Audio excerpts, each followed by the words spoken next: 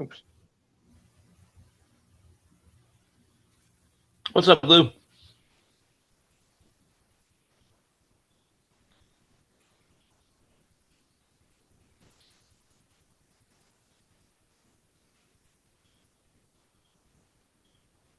What's going on? Just getting it fired up. Okay. All right, let me go ahead, guys, and get this Yeah. started. Yeah. Okay. What is up, guys? It is the Sports Star Bradley Walker, and welcome to the Walker Report. We are part of NGSC Sports, guys. Remember the website, it's ngscsports.com for all your current sports content. We are having a sports trivia show this evening. Adam will be our host this evening. So we're going to be getting into that. But before I get into it, our good friend of the show, Nicole, shot +3 today in the first round of her tournament at the PGA Championship. She birdied the last hole to shoot +3. So she is +3. The leader is -9. So that puts her 12 shots out of the lead at the moment. So Oh boy. hopefully tomorrow she has a better day to make the cut. So we'll see. Yeah. What do we have a line on the cut yet, or No, but I think I don't know exactly if they have a projected cut. Let me look that up real quick and see if they have one projected for the tournament. Let's see what projected cut.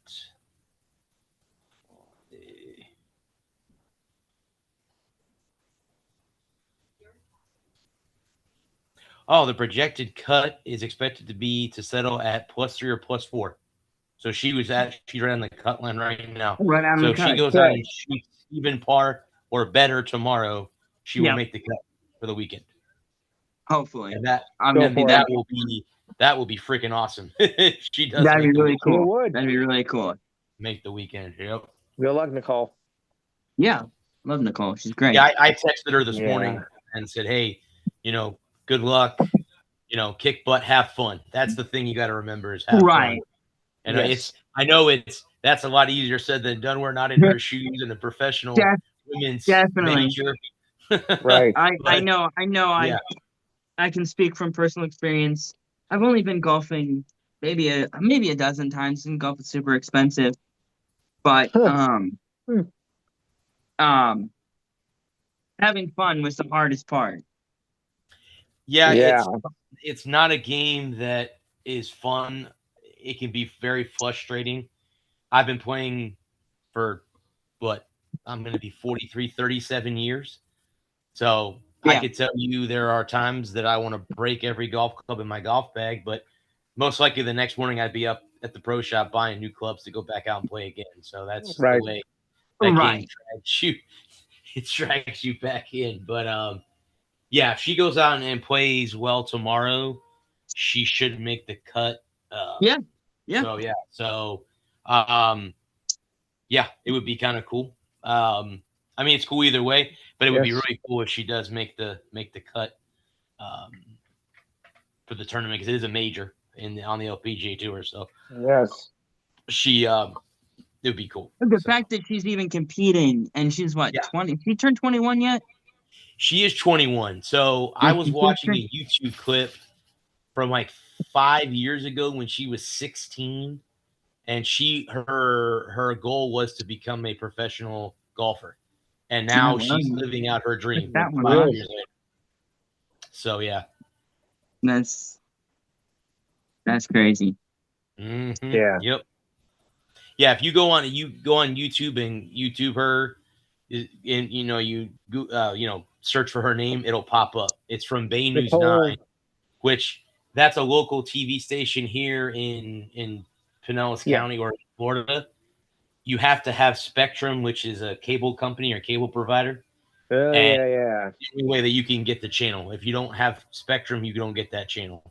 Well, you can't get that everywhere, though. Keep that in mind as No, well. you Spectrum can't. is no. You can't. And I mean, I think at one time Spectrum maybe had even had their may have owned they may have had a streaming channel or something. I don't remember what exactly they've had, but yeah, they own It used to be Bright House, and now it's Spectrum. Right. Cable companies are different in different states depending on where you live and all Yeah. that. So Yeah. yeah.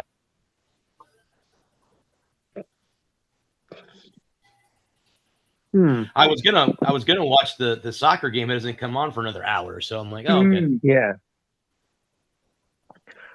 Not that I watch soccer. There's nothing on right now. We don't have any other than baseball. Other than that, everything else is over. Is there any website that carries LPGA?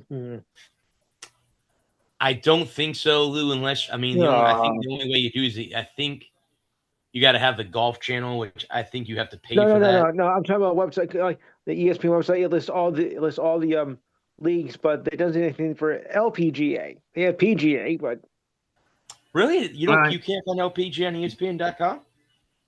No, it's not listed here. It's they got men's golf, they got Formula One racing, F1, NWSL, but no LPGA. What kind of website is this? They have the women's hockey league on there, but not golf. That's interesting. Well, hang on a second. They have golf, but they didn't. Well, maybe I can look under golf. Okay, that could work. Yeah, click under golf because I have LPGA right here. I'm looking at it. Yeah. What's the site you're looking at though? Well, I go to scores and it says LPGA. It's right there on the top. Scores. You have mine is MLB, PGA Tour, WNBA, LPGA, and then it's tennis, UFC. I found it. I'm excited about the UFC fight in a couple weeks. Conor McGregor's fighting, and my girlfriend will be out of town, so I get to watch the fight. Your girlfriend's Conor McGregor? Yeah, that's correct. Yeah. I've changed. Very bold move, Bradley. Very bold move. Oh boy, I kill me. But no, you were talking about golf, and I went. So I told you guys I had joined a bowling league. Come to find out, the league is not for me in a way that it's the guys in the league are very good, and I mean what I mean by very good is they're averaging like 190, 190. Yeah. And I'm bowling 90. That's not a pretty good fit for me. So no. I'm gonna just practice all summer, and I'm gonna join a more funner league in the fall. a more beginner league. Yeah, absolutely. Yeah, I went to the driving range on Monday night, dude, and absolutely enjoyed it. I hit the ball so well. First time in a long time. But then again, sometimes when I go to the driving range, it's for stress-related shit. Yeah. So I'm there to just pound the shit out of the ball because I'm mad. This time I went and actually just took it easy and focused and thought, I know this might sound weird to a lot of people out there, but my uncle who taught me how to play the game, he passed away in 2015 on Christmas Day from brain cancer. I'm sure you guys have heard the story before. Yeah. I can still hear him talking to me when I'm on the driving range. I still do. Wow. If I hit a bad shot, he's telling me what I did wrong. And that might sound weird to a lot of people that happens, and I might be, you're crazy. Well, then I am crazy. I've gone off the reservation a long time ago, so I am nuts. But anyway, that's to me. So if I hit a bad shot, he's there to tell me what I did wrong, and that's what So that's that's for me to hear too. So yeah. I get it. No, I get it. Yes. All right. Anything else? You want to talk about anything else before we get the show started, bud? Let's do it. Yeah. Cool beans. I'm excited because we need to have one time, like maybe next month, we need to have somebody make one that we don't know the answers, all of us, and then just like display it somehow so that we can all like answer it and stuff. So that would be so we can all play. Yes, correct. Yeah. Maybe we can even get Alec on here too. Yeah, if we can get Alec back on, he could. Somebody else. I mean, if there's somebody else out there that wants to join the show, you're more than welcome to hop on here and play host. Play host to it. Yeah, absolutely. Play host, trivia host. All right, where do you boys want to start? We can start NFL, NHL, MLB, or college football. All right, Lou, you want to pick the category? I'll try MLB. Okay, we'll start with MLB. Okay, now I didn't do like super all these questions. I think everybody should get. It should be super easy. There's a couple of tougher ones in there, but I think they're all both of y'all will be able to get them. So we'll start. Question one: Okay. which player holds the record for most hits in a season?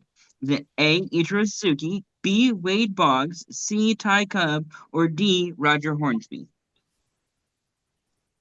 In a season. A. Lou? Ty Cobb. It is A. Ichiro Suzuki. Oh. You know what? I wasn't really sure. I wasn't sure. I'm like, that's one of those trick answers. Like you say that, and you're like, yeah, that's not. Yeah. Okay, Mm. question number two. Who is the only player in MLB history to hit a walk-off inside the park grand slam home run? Is it A. Roberto Clemente, B. Ty Cobb, C. Mark McGwire, or D. Mike Piazza? A walk-off grand slam. Wow. He's the only player in MLB history to ever hit a. Wow, this is a good question. Walk off. Lou, do you have any idea? Because I don't know. I think it was Mike Piazza. Yeah, I'll go with D also. It was A. Roberto Clemente Clemente. in Can 1956. can someone tell me? And again, this is just me with all the baseball movies they made about Jackie Robinson. They've never made a Roberto Clemente movie, and I know he was a great impact, Yeah. being the first. Like, Well, what is it? Is he from Puerto Rico or from Cuba? I don't want I to. Cuba. Where is Roberto Clemente from? Hang on, man. I'll look that up real quick. okay. I don't know where he's from originally. He's from Puerto Rico. Okay, that's right. Okay, I thought it was either Puerto Rico or Cuba. I didn't know which one I thought it exactly. was somewhere in South America. I wouldn't have been able to tell you offhand. Okay. Okay, so that was a tough one. They're not all that tough, but they are kind of tough. So, Yeah. number three, who is the youngest Young winner in MLB history? Is it A. Paul Skeens, B. Brent Sieberhagen, C. Dwight Gooden, or D. Fernando Venezuela? Doc. Yeah, I'll go with Doc. And that's correct. Okay, now this is a fun one, and you'll see why here in just a second. I'm actually an NFL Hall of Famer. However, in a certain sense, Babe Ruth replaced me as an outfielder when he came to the New York Yankees in 1920. Who am I? Am I A. George Hellis, C. Cal Hubbard, is that B. Cal Hubbard, C. Ty Cobb, or D. Brett Boone? A. Yeah, I'll go with Lou? A. I'll That go is with A. correct. I mean, I know I don't know about the other two. Brett Boone, I know, was never a football player, so I figured to rotate him out. Yeah. So that's interesting. See, there's another thing you don't think about. So George Halas played baseball before he became an NFL Hall of Famer because he's like, when you talk about football, Halas is always considered one of the greatest players ever to run a football uniform. Absolutely. So yeah, Greatest cool. owner. Well, he's Yes. Chicago Bears, right? Yep. Yeah. Yep. Halas family, I think still owns the Bears to this day. I think The they House still. family, yeah. Yep. Yeah, the House family still owns the Bears. The Bears. Okay, where do we want to go next? The Bears. The Bears. Do you want to go to NHL? NHL. Okay, we do NHL. All right. This again, I try to pick fun ones. I think they're fun. So number one, and then I was sort of inspired by the New York Knicks breaking their championship drought. Which player holds the record for longest drought between Stanley Cups? Is it A. Ray Bourque, B. Mike Bossy, C. Jordan Stahl, or D. Ken Dryden? Raymond Bourque. I don't think Ray Bourque won more than one Stanley Cup with the Avalanche. Took him 22 years to get it. You said, I'm sorry, buddy. It was Mike Bossy and who else? Jordan Stahl and Ken Dryden. I'm not going to say Dryden because the Canadians won a bunch of Stanley Cups when he was the goaltender. Yeah. Jordan Stahl. I'm going to go with Jordan Stahl. That is correct. It is Jordan Stahl.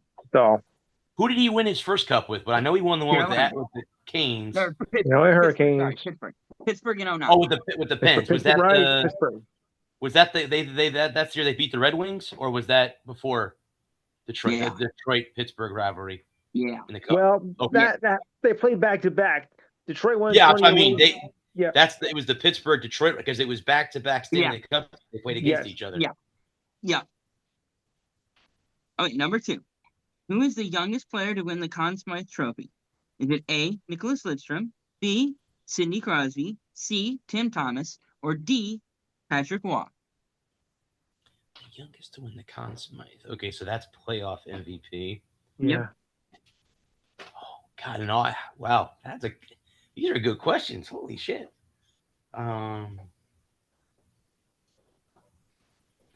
The youngest to win. I'm sorry, but I guess it was Waugh, and who were the other 3? I'm sorry. Nicholas Lidstrom, Sidney Crosby, or Tim Thomas? You know what? I'm going to go on a limb. I'm going to say A. Okay. Lou, I'm done. Well, my first guess was E. Holy shit, but I'm going to go with Crosby. It's actually D, Patrick Waugh. At 20 years old. Is that with the Canadians? Yes, it was. Yes. Before he left? Before he staged yeah, before he left. Yeah, before he left? I would say he threw a temper tantrum, but in all reality, he had every right to be pissed the fuck off. I would be. You know what? Honestly, I know he left in the middle of a game. He's lucky he didn't skate off in the middle of a period and skate off and go, you know what? I'm out of here. Fuck all you. I'm done. Yeah. Well, essentially, that's what happened. You go back and you can look at it. You watch the clip because this was the 94. The Wings were just blowing the Canadians out, and he gave up an 8th goal, and they finally pulled him. And as he was skating off the ice, he went over to the Canadians GM, and I don't think was it Demers? I don't remember who the Canadians GM was at the time, but he went over to the bench and he essentially told him to fuck off. I quit. Yeah, I quit. Then he went on to win multiple Stanley Cups with the Avalanche. and Canada hasn't won a cup since. Correct. Not since '93. Okay. So we got 2 more in the NHL. Which team was the last team to win a Stanley Cup before the expansion in 1967? So, which was the last original 6 team to win a Stanley Cup? Is it A, Montreal, B, Boston, C, Chicago, or D, Detroit? Oh, I just watched a Stanley Cup thing, too, the other day about all the Stanley Cups since the history of the Cup started. Who was the last one to win one before the expansion? So these are the original 6. Yeah. I'm going to go with the Bruins, but I'm sure that's not right. Lou? Repeat the choices again. A, Montreal, B, Boston, C, Chicago, or D, Detroit? Montreal.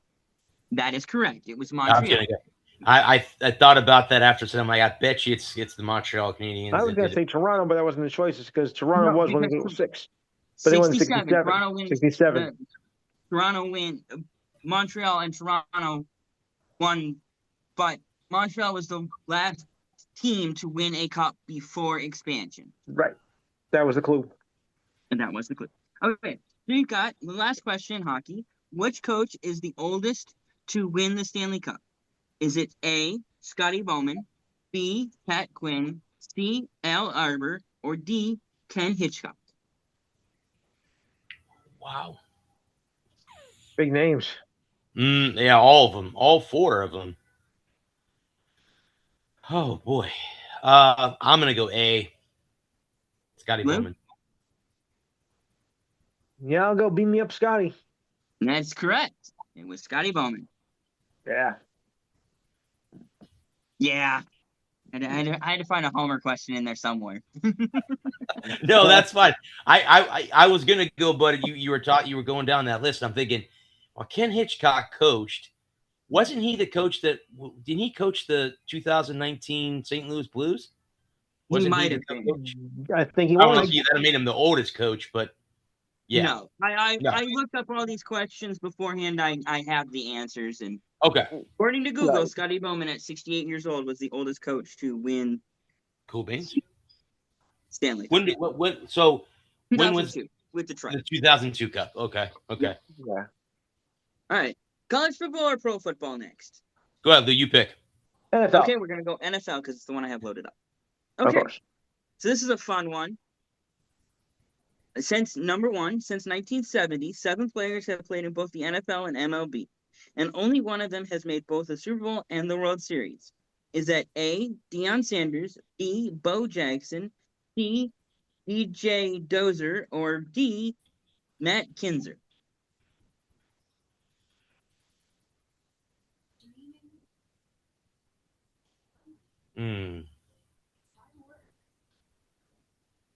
I'm gonna go Dion. I don't know if Dion though was ever in the Super Bowl. Oh no, I mean the World Series. I know he was in the Super Bowl, but then I don't know. Lou? I'm gonna I'm go gonna go Dion. D. I'm gonna go D. You gonna go Matt Kinzer? Yeah. It was A, Deion Sanders. See, what Super Bowl or what 94. World Series was he in? 94 with Atlanta. Oh, I see. I wasn't. Wait a minute. We wasn't World That Series the year that he 94. threw water at Tim. What was it? Or Tim 93. Kirchin. Who did he throw water at? Yeah. 95. Sorry, 95. Right. He threw water at some reporter. in the Yeah. locker room. I would have to go look that up. It was not in my notes. Let me look that. Let me look that up real quick. Go ahead, buddy, with the next question. Okay, question 2. Which player has the longest drought between Super Bowl wins? Is it A, Ray Lewis, B, Matt Burke, C, Kurt Warner, or D, Ray Guy? Longest between Super Bowl wins.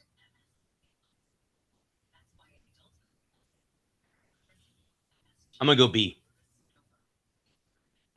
And Lou? I'm gonna go Kurt Warner. It was A and B. Ray Okay. Lewis and Matt Burke both were on the Ravens in 2000 when they won it, and then again in 2013 when they won it all. Oh yeah. It was Tim McCarver that Dion threw the water on. Okay, Good. got you. I hate that guy. Okay. Which receiver has the record for most yards in a game? Is it A, Flipper Anderson, B, Jerry Rice, C, Wes Anderson, or D, Carson Beck? Well, I could definitely say it's not Carson Beck, so we can throw that out the window. The obvious answer would be B, but I'm not 100%. But I'll take B anyway. That's the obvious answer. And Lou? Gotta go with Jerry. It was Flipper Anderson. A. Yeah, like I said, the whole thing with Jerry, I think everybody would go, "Oh, Jerry Rice, Jerry Rice." Yeah, I had to include Jerry in that. But they called him and then Flipper. 4. Flipper. Who is the youngest player to win Super Bowl MVP? A, Lynn Swann, B, Patrick Mahomes, C, Marcus Allen, or D, Tom Brady? I'm gonna go C. Lou? I'm gonna go Patrick Mahomes. It was C, Marcus Allen. Oof. With the Oakland Raiders. I think it was the Oakland Raiders. Or was it Yeah, they were Oakland Raiders then. Were they Oakland then, or had they moved to LA? That's a good question. I was gonna just think about that. Are they moved to Los Angeles at that point? I think they were still Oakland.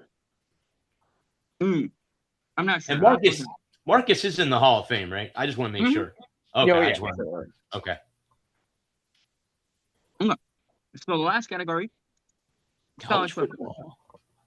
Who is the youngest player to win the Heisman?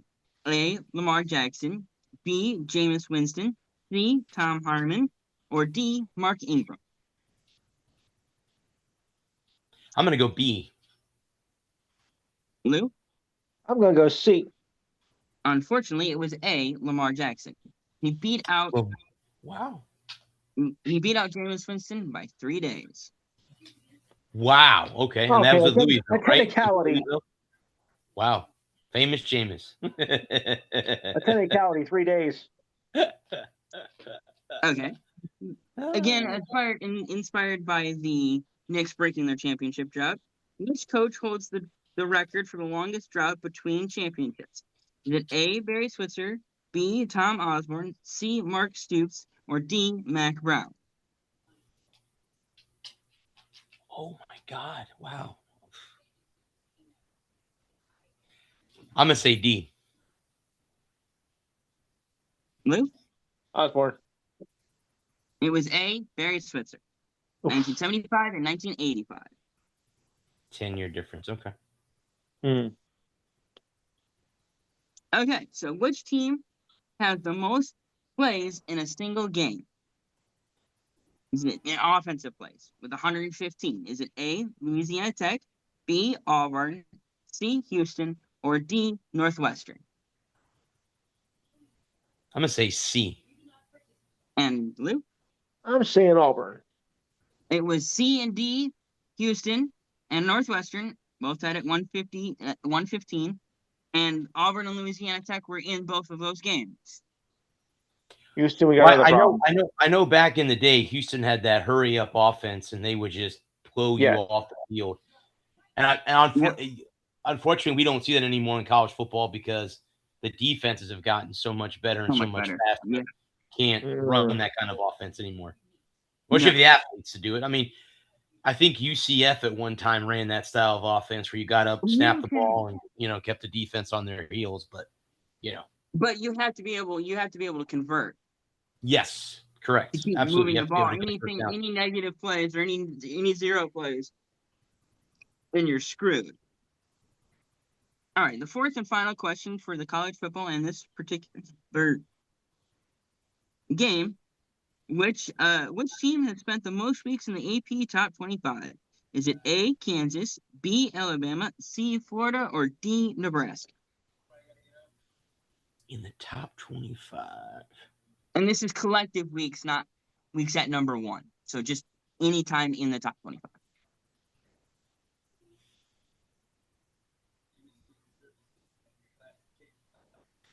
I'm sorry, but it was Alabama, Florida. What were the other two? Nebraska and Kansas. I'm going to go with Nebraska. Lou? Yeah, I gotta go with Nebraska too. It was B, Alabama. Alabama. Okay. You know Roll what? Tide. I thought for a second there he was going to say Kansas because like you think back, you're like, okay, did Kansas have a good run back before? I mean, they've had a good couple years here recently in the Big 12, but did they have any good runs back in the day where they were in the top 25 all the time? I didn't think that. Alabama with 860 plus weeks. Well, speaking of college football, did you see that Sorsby tried to go into the supplemental draft and the NFL's like, yeah, that's not going to happen. Yeah, I heard about that. I did see that, yeah.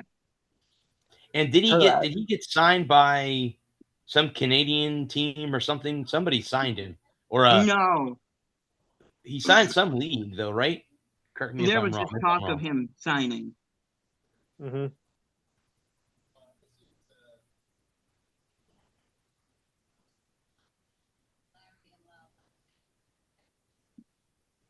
Yeah, there was, but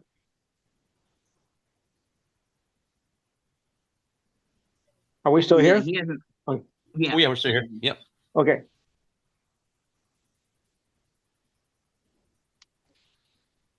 And I was reading an article today that because of the warmer weather in Europe, I guess the F1 is instituting some kind of cooling system for the drivers. Oh, yes. But some of the drivers don't like to wear it because I guess it gets in their way or something. I don't know. I mean, they were talking about that the hardest part will be when they are getting ready to, obviously take off at the start line because there's no air blowing in and that sun is beating down on you and all that gear. Yeah. Yes. Because again, see, I love how people will tell you that motorsports are not real sports. Okay, well, you got to sit in a car for 3 hours in the heat and you tell me that you're not an athlete because your body can only take so much of that. And that's why a lot of the drivers, retire in their, well, you can tell me, but if I'm wrong about this, but they retire like in their mid 40s because their body just can't take it anymore. I mean, I could be wrong. I mean, there Yeah. could be drivers that have lasted more Well, than it's not. their It's 40s. 39 and a half is about the cutoff. Okay. Most drivers start to age out about 39 and a half. If you make it that long. Obviously, not most drivers don't make it that long. Mid 30s, late 30s, like any other sport. The problem is that, and this is, you can look back across the course of any sport, but 50 years ago, there was only a handful of people that were doing it from the time they were a kid. Right. And now you have everybody doing it from the time they were kids. You have such specialization when it comes to whatever the sport is your favorite. But for motorsports, most kids start racing at 9, 10, 11, 12 is old to get into motorsports. Yeah. But it's very rare you see somebody in their late teens or early 20s getting in a ride, let alone top tier equipment. Yeah. They're just starting out. Obviously, guys will get top tier rides in their late teens, early 20s, but they've been competing in lower divisions and less costly equipment since the time they could hold a steering wheel. Midgets and mites and ARCA, you got lots of kids that are 16, 17, 18 years old getting ARCA rides because they've been tearing up the course in the lower ranks. And the same thing across the pond over there in Europe when they're Formula 4, midgets, mites, Formula 4, Formula 2. Before you even sniff F1.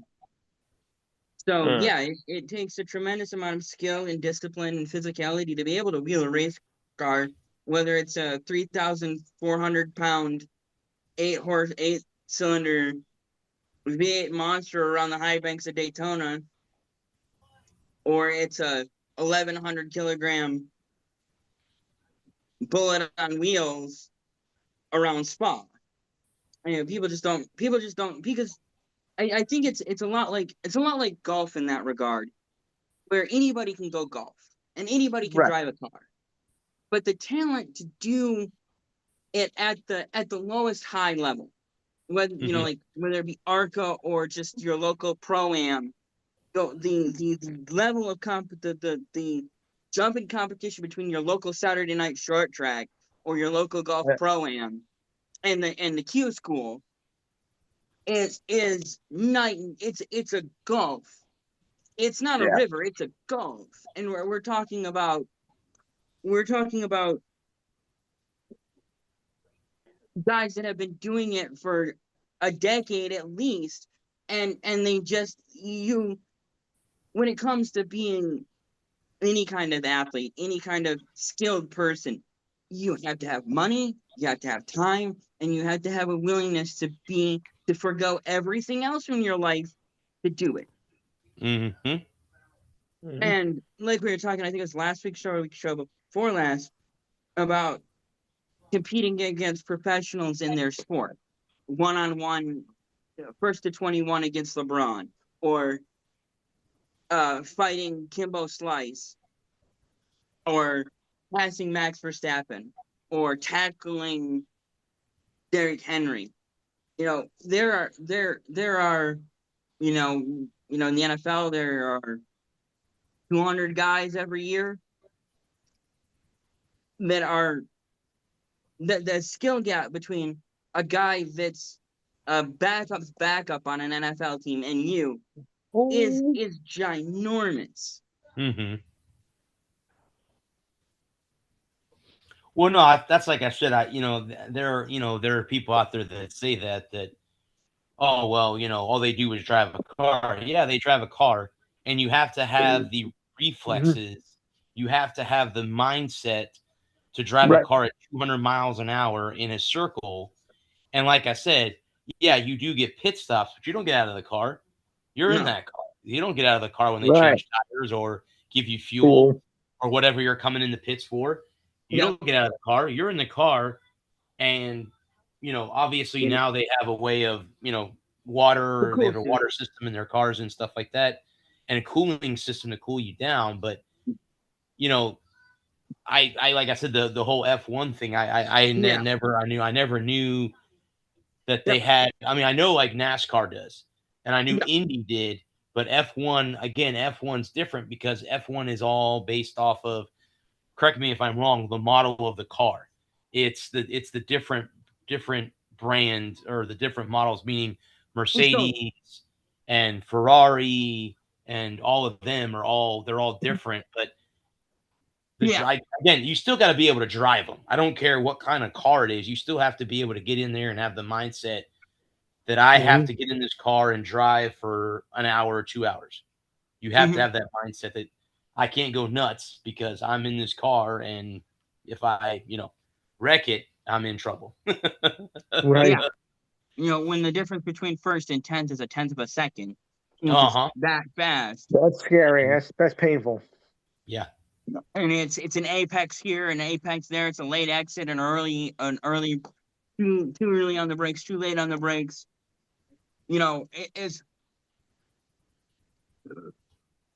It's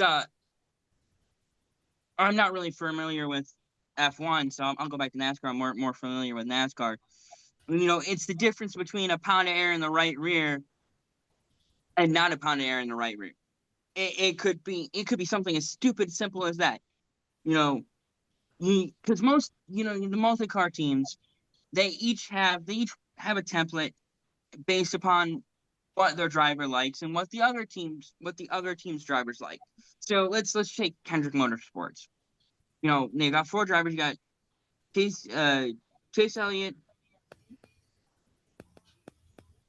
Kyle Larson, Alex Bowman, and William Byron. So you'll have a base setup, and then each team will take their individual driver's perspective and their preferences. That's what I was looking for. Take the personal preferences, and we're at Infineon. Mm. We're at Sonoma. We're in California. We're at the road course up in wine country this week. So you take a baseline road course setup, and let's say last year, Kyle Larson, obviously he didn't win last year. I think it was SVG, but last year, Kyle Larson run top five. Really, really good car, run top five all day, got stage points. And the so the 9 team, Chase Elliott's team, is going to take Kyle Larson's setup and they're going to put it in their car and be like, okay, so this is Kyle's setup. Go up, make 5 laps, and tell me what you think. And then Kyle, and then Chase will be like, okay, it needs more forward bite. I need to get into the turns better. I need to be able to get into the corner better. Into the left hand, I need to get into the left-handers better. But it's pretty good through the right-hander. So Chad Knaus, or not Chad Knaus, Alec Gustafson will have Chase come in. They'll make some adjustments, send it back out, and if they get a practice round, then on Saturday they qualify, 1 lap, go as fast as you can, try to make the best time you can, and then on Yeah. Sunday you get 90 laps to go around the circuit and try to make up positions and get your car better as the day goes on. And you'll see that throughout the day. And if you sit down and you watch a race, especially in NASCAR, it's not so much in F1 and IndyCar, especially at their street circuits, but in NASCAR for sure, you'll see guys have one run where they just a half a second better than the rest of the field, and they're just running away with the whole damn thing. They come down, change tires, go back out, and the tires just then that set of tires just doesn't agree with the car. Tracks Right. change. We talked about that with golf course. You might prefer an early morning draw. Get out there, get on the course first thing, get your round out of the way. Another guy might like a later draw. Let the course warm up, get a breakfast in, go out there in the mid morning, maybe even early afternoon, around, between 9 and 1, and it really depends on your personal preference and what your draw is. And then, and you might not be a good 7 a.m. shooter. You might go out there and shoot 2 over 77 for the day. But if you went out at 9, after you've had some more time to get up, woke up, get into your routine, and get out on the course, and you might shoot a 1 under 74. And you'll see that in racing too. The same principle of, Well, you could make an example too, but when you were talking about air and changing things, I always think of the scene in Days of Thunder where they're at the bar and they can't figure out how to get him to win. And he says, "Hey, we'll just take a wedge out here." And he goes, "I don't know what you're talking about." Yeah. Well, he goes, when I was racing, Indy cars or F1, whatever he was doing prior to coming to race NASCAR, they just set the car up for me. I just drove. He goes, now you're a driver. He goes, now you have to explain to us how you want the car to be set up. We'll set the car up, but tell us how to set it up. So they went out there and did that whole thing with the tires and all that stuff. And they got a lingo down to where he understood what he was referring to help them win, because you're exactly right. You're the driver. So you're going to tell them, hey, the car is loose in the turns. It's too tight. The tires aren't holding right. So we need to, like you said, you make adjustments. Your crew chief then will make the adjustments to get your car to where it's supposed to be perfect, to where, hey, I'm not tight anymore. I'm not loose. It's perfect. Let's just keep it right where it's at. And, I don't know. I don't know, but I think you're right. I don't really know how much adjusting they do in F1 and Indy more than they do in NASCAR, because the car weighs more. I think the car is the heaviest in NASCAR, right? Correct me if I'm wrong, but I think that is. I think it is, yeah. And Indy, I think, is the lightest. I think that the Indy cars are the lightest of the 3 circuits. Which is why one of the reasons why what's his name lost his life in Las Vegas. And why do I keep tripping on that guy's name? Yeah. Dan Weldon, thank you. Right. And they don't race in Las Vegas anymore now. IndyCar doesn't race there anymore. Since he died, since that tragic day. But yeah, I don't know. I mean, they might make adjustments in F1. I don't know how often, other than tires, because watching Monaco a couple years, I've watched it, where they start off with slicks, and then they come in, they're not slicks anymore. They change the tires. F1's a little bit different. I think it's more, I'm not gonna say complicated, but it's more, I don't know. And that, to me, I know since they switched to the one lug nut thing, it kind of takes away from the fun of a pit stop, because when I started watching sports and obviously watching NASCAR, you heard they would get them out and then put them all back on. Now it's one lug nut now, because the tire won't fall off, they won't get penalized. But correct me if I'm wrong, but if the tire does fall off, they do get penalized, right? Now 2-lap penalty. Yeah. 2-lap penalty. Wow. Well, better make sure your crew guys get them on there, right? Yep. It's a 2-lap penalty if the wheel falls off onto the race surface. And where are they at now? But are they in the middle of the season, or are we getting near the end? It's the middle of the season. Yeah. Yep. Are they in Daytona coming soon, or no? Yeah, into August. Last week in August. Okay. Yep. That's the night race, right? Yep. Yeah, I've been told by many, and I think even you said that, Bud, too, that you'd rather go to the night race in Daytona than actually the Daytona 500, which really, in all reality, is in February. It's not as hot as it is right now, where it feels like temperatures are over 100 right now in where I'm at in Florida.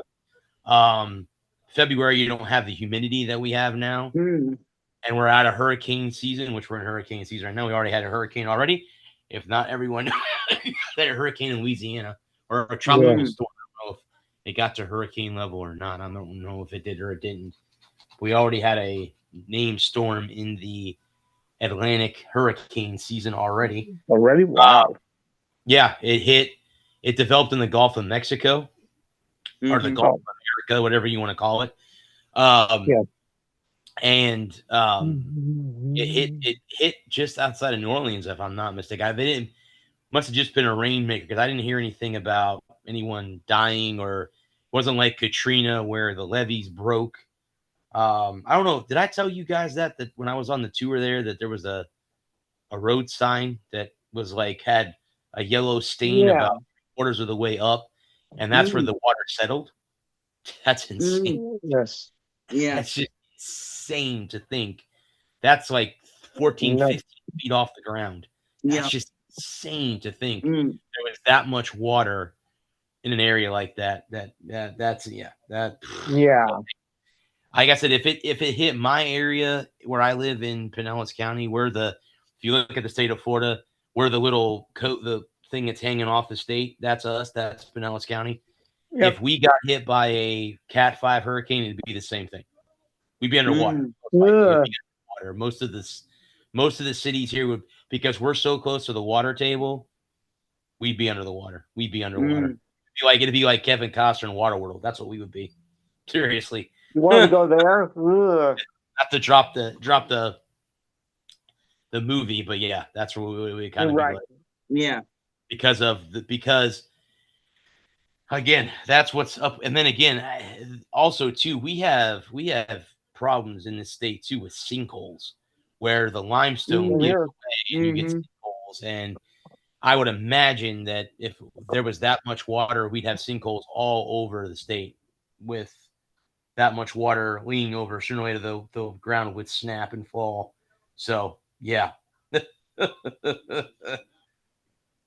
But yeah, that was when you were talking, but about the NASCAR. I'm like, yeah, I said that reminds me of that scene in Days of Yeah, Thunder where absolutely. they No. talk about Yeah. wedging and tires and all that stuff. And I'm like, yeah, that makes a lot of sense because again, you're too tight, you're too loose. Tell us how we fix the car. And then the weird thing is once they get the lingo down, that first race that they go into and win, they're in the garage. And they don't know what they're doing. Like usually you see all the teams, they're adjusting their car, adjusting this. They're like, what are we supposed to do? He goes, oh, no, don't worry about it. I got this. He taps the owner on the shoulder. I got this. You got to be scared because like the previous races, you didn't finish them because you ran into the wall or you got loose or Yeah. whatever. So I would be kind of scared too if I was. And then, of course, when you only have one car and you damage that car, then you got to build a new one, fix it from scratch, which I think most NASCAR teams now have two cars anyway, right? Or is it depending on who the owner is? Is Mm, that how it breaks down? So you'll have 5 or 6 cars for a race season, probably 2 or 3 super speedway cars. It's probably 8 cars in total because you'll have Yeah. three super speedway cars, 300. It's probably closer to 10 cars now. I think about it because you'll have And 3 super speedway cars. You'll have a primary car, a backup car, and an oh shit, we wrecked the primary car for in game oh, because for and then and then you'll have 2 or 3 intermediate mile-and-a-half cars, 2 or 3 short track cars, Martinsville, Bristol, those kind of tracks, and then you'll have your road course car. So if let's say you're a single car team, not one of the big teams, but a single car team with just trying to break into the business. So you manage to wrangle. Let's say you're a multi-bazillionaire and you got a hankering for racing. You got a need yeah. for speed, and so you want to go out and you're gonna start a race team. And you got sponsorships from Walmart. Walmart says, yeah, we'll go racing with you. So you go and you're gonna buy some equipment. And then you get hooked up with a manufacturer, let's say Chevy.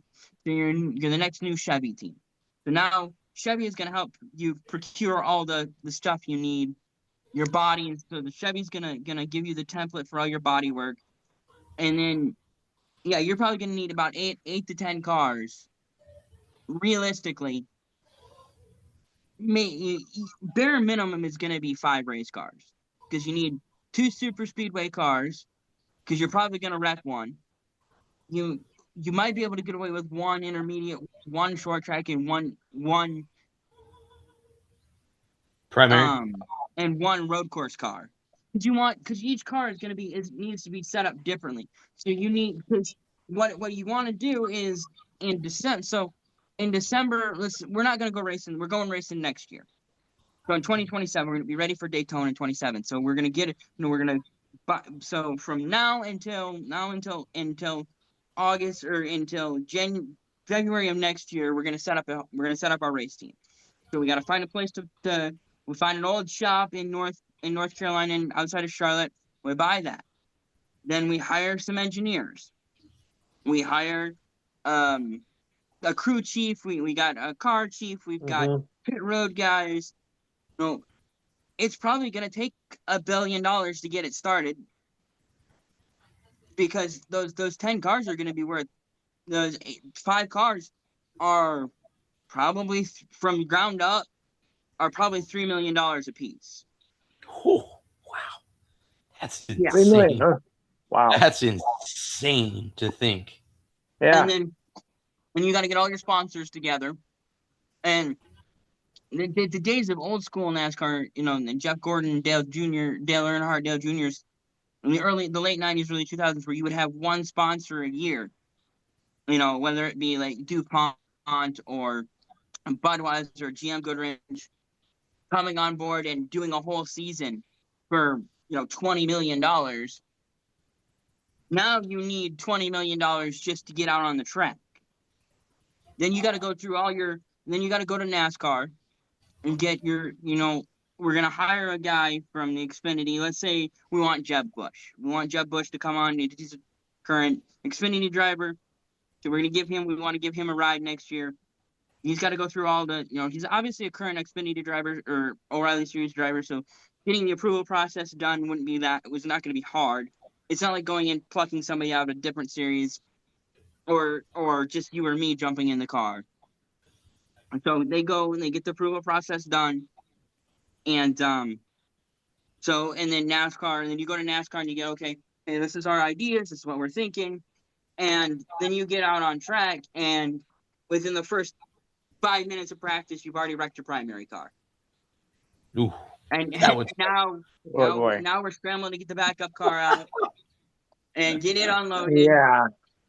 Get everything moved out of the primary car into the backup car, the seat, the steering wheel, because we spent $20,000 to get this custom molded seat to Jeb Burton, get that in the car, get that bolted down,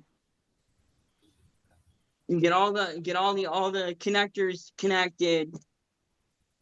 Because you don't leave, you unconnect everything when you get all your when you're in the race shop during the week. You get your primary car ready and you get your backup car ready, and then you take the motor out of the backup car and you put it on the truck. Drain all the oil out of it, drain all the fluids out of it, make sure it's sealed and prepped and ready, and then you seal everything in the engine compartment, and you put there's a word for it. Condom is the first word that came to my mind, but that's not the word I'm looking for. But you put plugs, you put whatever those things that go on plugs, like all those terminal covers. Terminal covers, that's what I was looking for. You do all those terminals, you put terminal covers on everything. You pull the battery, which is actually located behind the driver's side rear tire. You pull all that, and then you get the motor out of the car. You got the motor drained of oil because you put the motor on the dyno. You did a dyno test. You made sure the motor was going to could last 500 miles if you needed it. Put it all up on the truck, and then you wrecked out your primary car in the first 5 minutes of practice. So you're going to get the backup car out, get the motor in the backup car, and then hope that you have everything you need for the backup car to be ready to go in time for the Daytona 500. it's a serious process. Yeah. To go from bare bones, zero nothing, but a field of grass and a dream to a fully functioning race shop that can field competitive race cars. Not to mention going 0 to 160 just like that.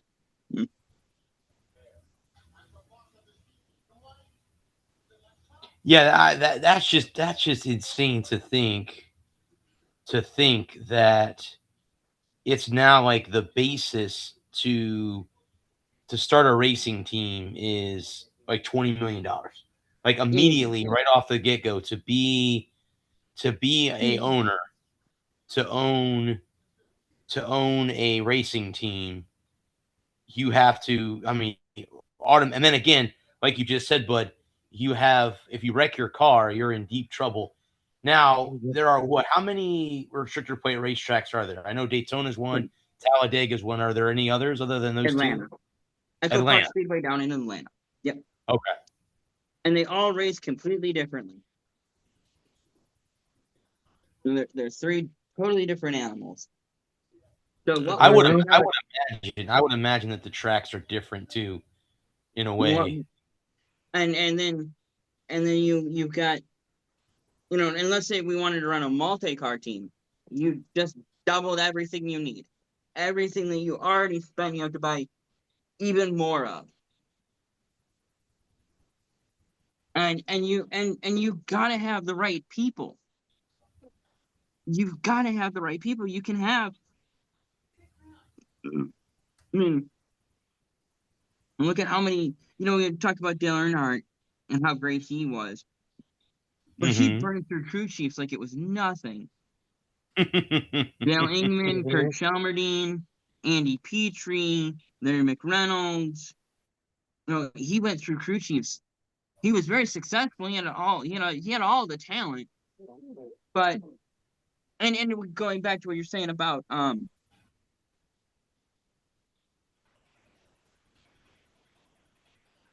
Cale Trickle and the crew chief in the movie Days of Thunder.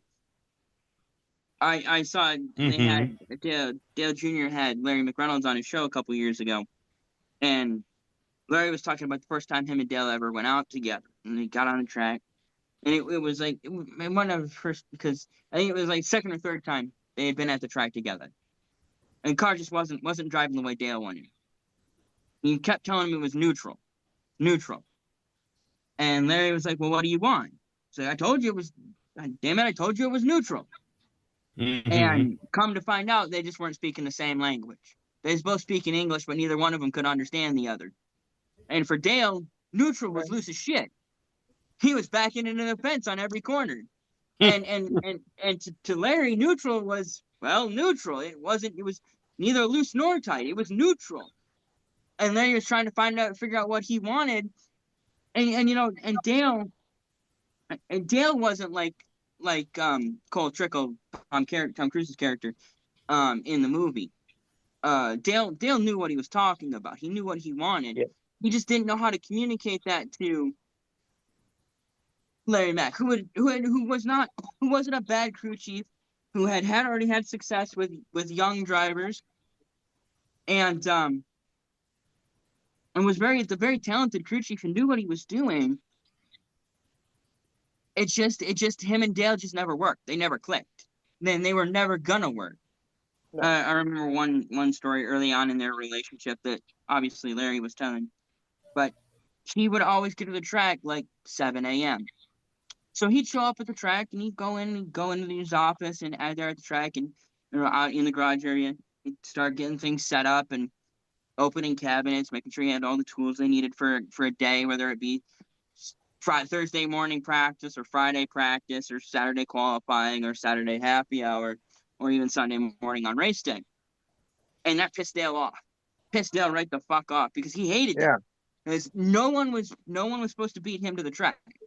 So Larry'd be in the garage area 6, 7, 8 in the morning, and that went on for about 2 weeks, and then Dale was there first thing in the morning because no one was going to be there before him, and it was just a relationship that was never going to work. They just were never going to work. No matter what they did, they just were two competitive forces that couldn't force together. And they Mm-hmm. were both obstinate and both Yeah. bullheaded and both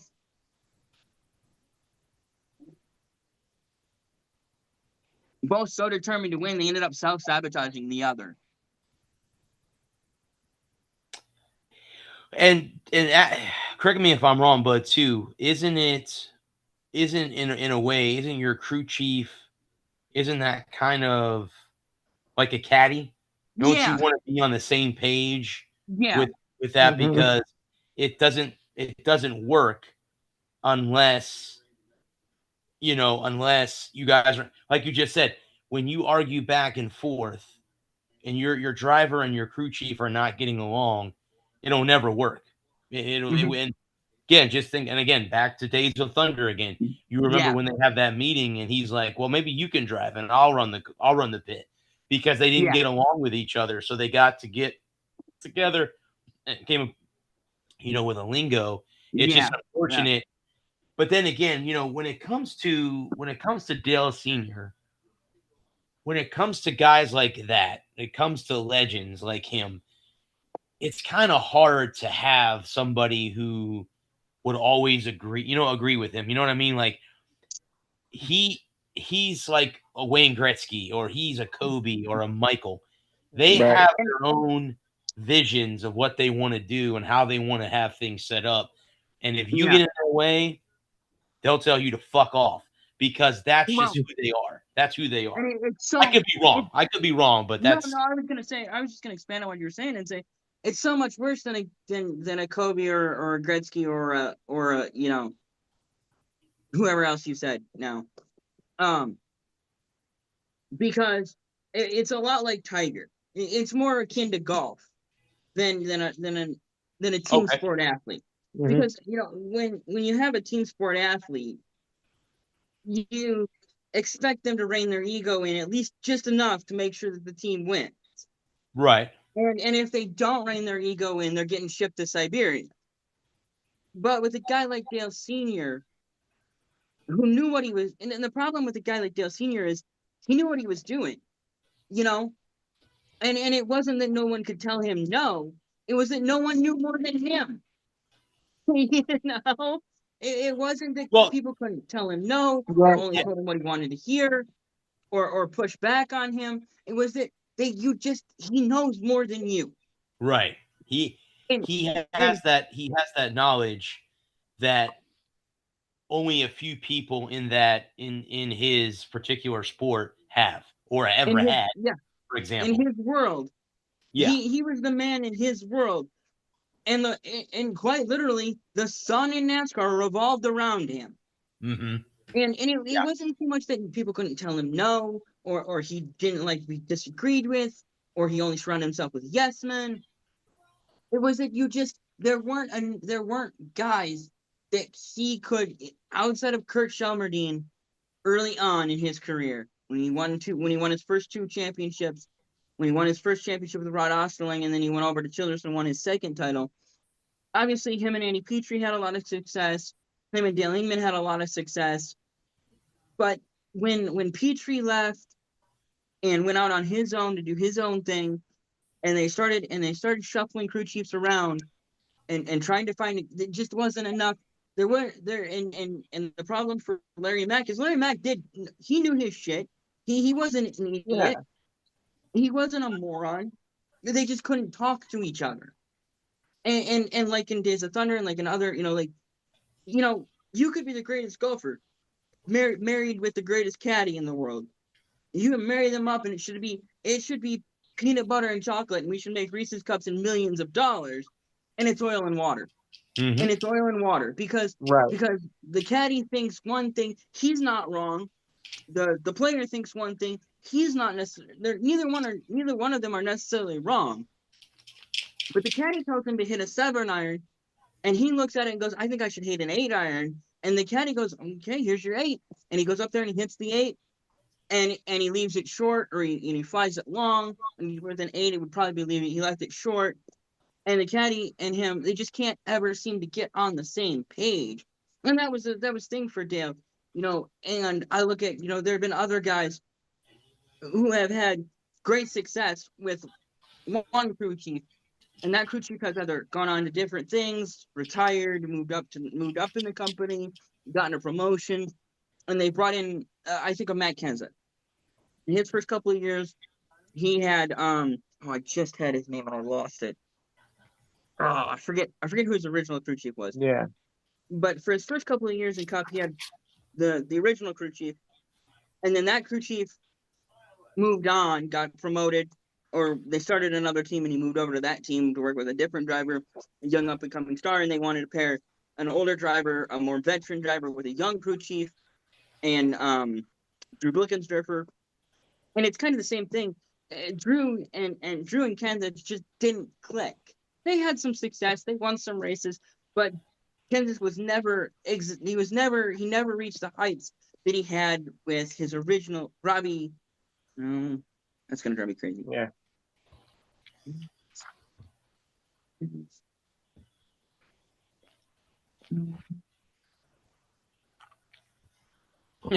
Thanksgiving's coming early. Yeah, I would think so. No. That's a joke. I'm getting ready to Oh. watch soccer. Somebody in the crowd said Thanksgiving's coming early because they're playing Turkey. So I get it. Thanksgiving's coming Yeah, early. but it's not spelled the same To anymore. read that. And it's Turkey. They don't pronounce it Turkey. It's Turkey. That's right. It's Turkey now. The name. They changed the the name. pronunciation a couple of years ago. Yep. Robbie Reiser was Matt Kenseth's original crew chief. And they had tremendous success together. They won something like 20 races, a championship, and were competitive every week. They were a threat to win every week. And then Robbie got a promotion, moved over to a different car. Whatever happened, I'm not sure exactly. But the relationship, they and him and Drew Blickensderfer were never nearly as successful as him and Robbie were. And then sometimes it's just that's the way the cookie crumbles. I mean, and the thing is you look back across motorsport, and something you were asking me about earlier, is that sometimes the cars just aren't as good as they were last year. Mm-hmm. So, Toyotas have been very strong in the first half of the season. Toyotas, they've won like 8 of the 16 races that have been run. And everybody's like, what's wrong with Ford? What's wrong with Chevy? And it's like, nothing. The Toyotas are just better this year for now. Mm-hmm. Right now, the Toyotas are better. They just are. They went and worked their asses off in the off season and found something with this new body, with the aero package, with the horsepower, with their drivers are just better driving the Toyotas than the Ford and Chevy drivers are right now. Mm-hmm. And you could say the same thing, like I don't know, we were talking about a lot about it, but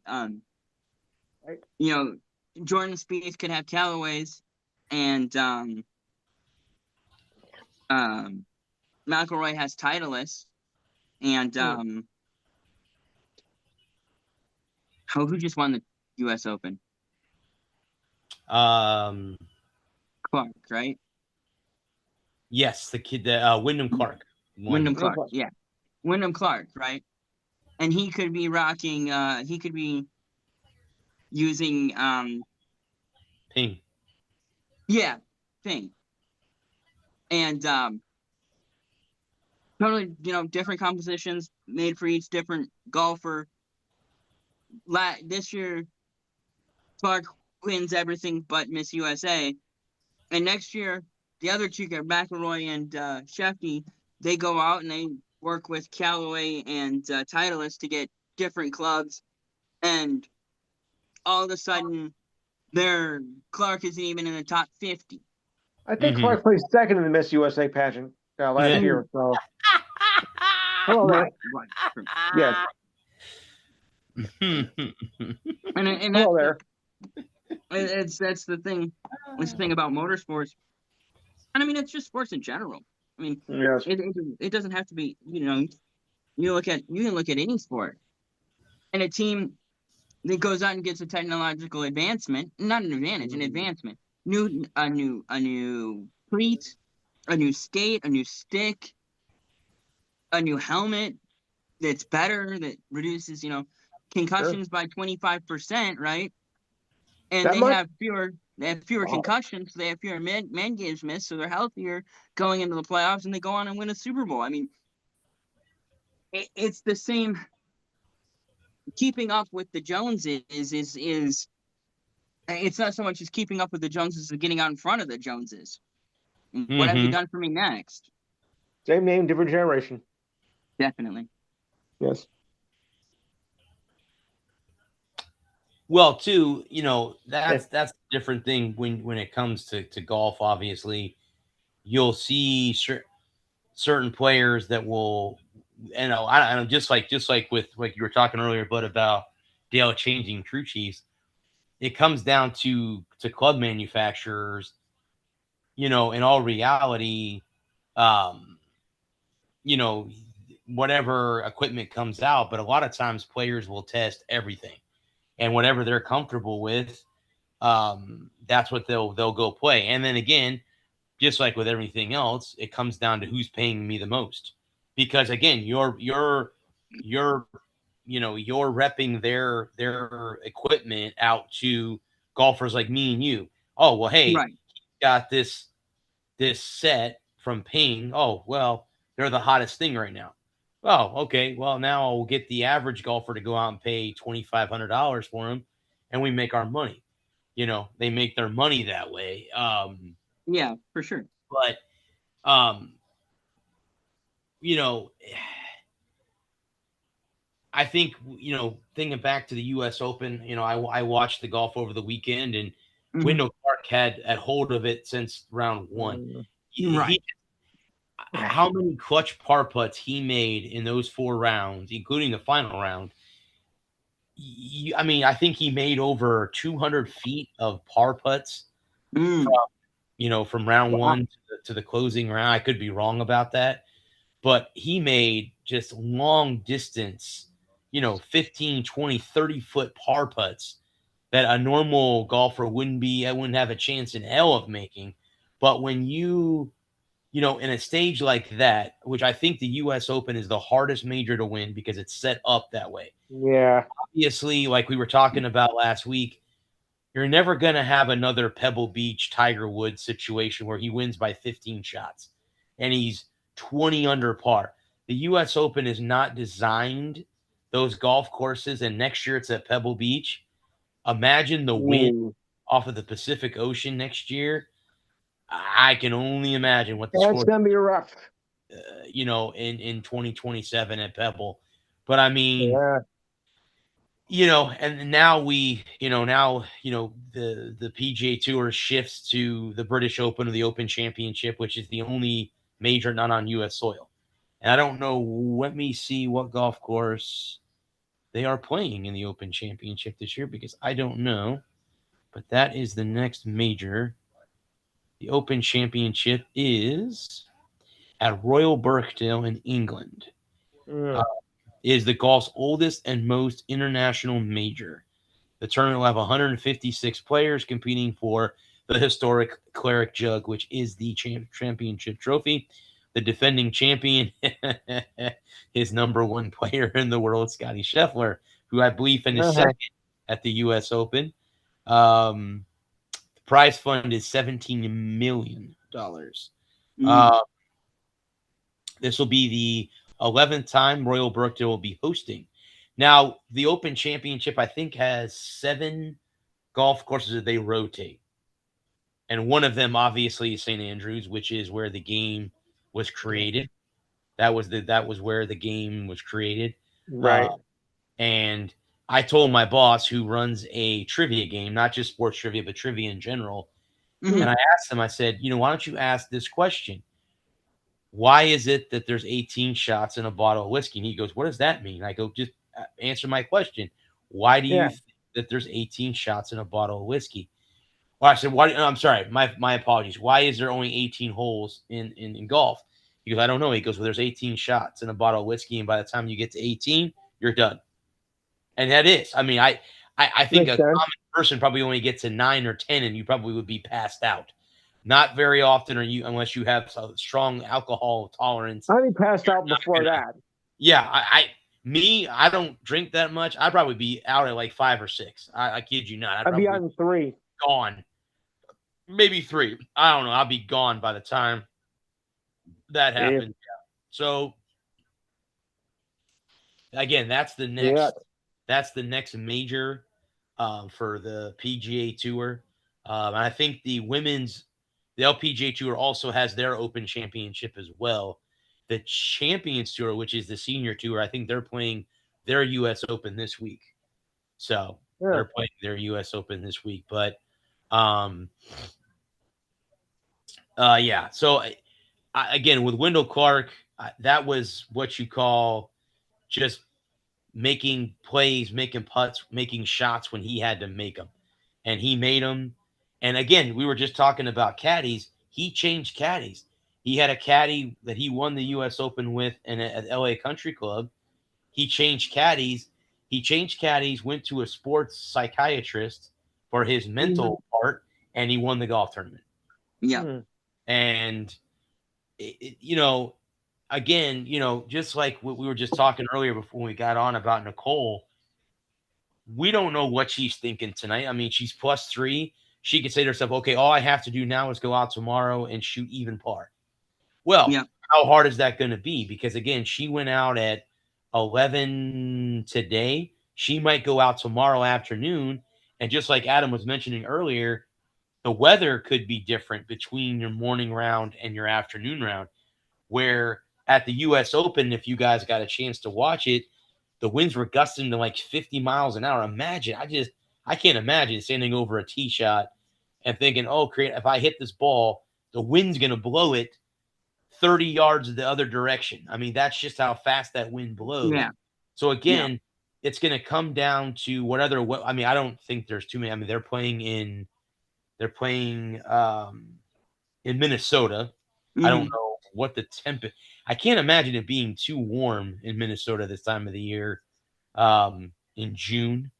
But yeah, like I said, I guarantee you show up a later round tomorrow. All the ladies that played later will probably go out early.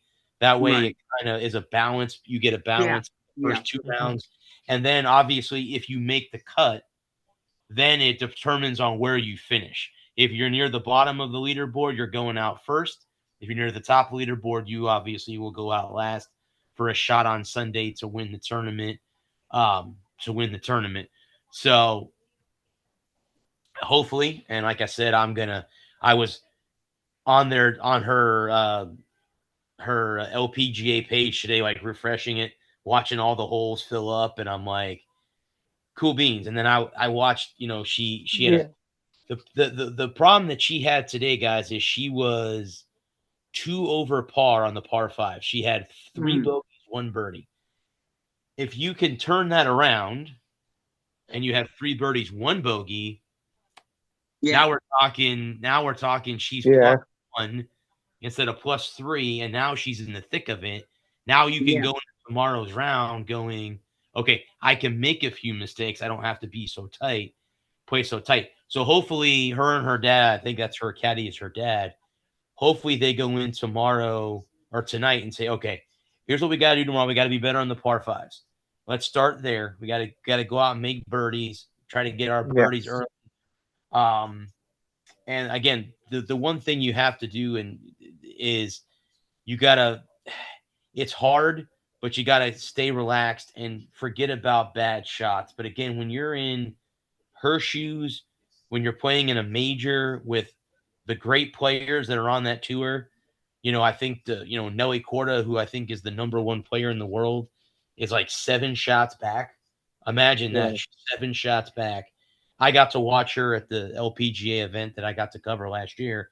Hope to cover it again in November. And Annika Sorenstam, who is considered the greatest female golfers, if not the greatest female golfer ever to play the game. But I like I said, I'm hoping that it would be sweet if she somehow makes the cut tomorrow and gets in for the weekend. If you get in the weekend, you're going to get paid. you Right. automatically, once you make the cut, you get a paycheck. It may not be a big paycheck, but you're going to get a paycheck for the weekend, for the 4 Yes. days. So that obviously, if you're a pro, and again, everyone has sponsors. I mean, I know her equipment sponsors Titleist because I know she plays Titleist golf balls and it's on her golf bag. So she's a Titleist rep. So she's playing Titleist, which many consider the best equipment in the game. I've never been a fan of their drivers. I've had a couple opportunities to hit their drivers. I don't like how they are. I'm more tailor-made. I have been for a long time, but I'm on the verge of getting a new driver, and I have one on Amazon by Cleveland, so I might be changing drivers. But I do prefer tailor-made equipment, and I like. With me, I don't play as often as I used to. I used to play 2 or 3 times a week in practice. Now I'm lucky if I get out once a month or once every 2 months. So it's a little bit different with that. So for me, I would always tell anyone that's just picking up the game, go on Amazon and buy yourself a $200 set of beginner clubs because you don't need to go out and spend $2,000 on equipment. And especially if you get out there and the game is not for you, because that's not for everybody. You get out there, people get mad, get pissed off, and that's it, man. And then now people like that, golfers like me, love that because you get great equipment at a discounted rate because it's used. It's not brand new. So we're getting it used. So there are opportunities for that kind of stuff. And you look on, I don't think Craigslist is as popular as it once was, but like Facebook Marketplace and stuff like that, where you can find used clubs for a decent price. And most of them keep their clubs in good condition. So yeah, it would be that way too. But I always tell everybody, my boss that retired and actually my partner, Ralph Garcia, got into it. He's like, what do you, I said, don't buy anything expensive. And you know what? Also too, if you're starting the game, don't buy $50 dozen golf balls. You don't need to be in movies or anything like that because you're starting the game. Go to Sam's Club. Go get top flights. Get balls that are easier for beginners to hit. I'm happy that I went on Reddit because I'm a nerd and I have just passed 2 years on Reddit without missing a day. So I'm a basement dweller. Not that I'm proud to say that, but I'm a basement dweller on Reddit because I've hit that mark. But I went on there and asked them about bowling balls. And I was given all these options to these guys. Are like, no, get this ball.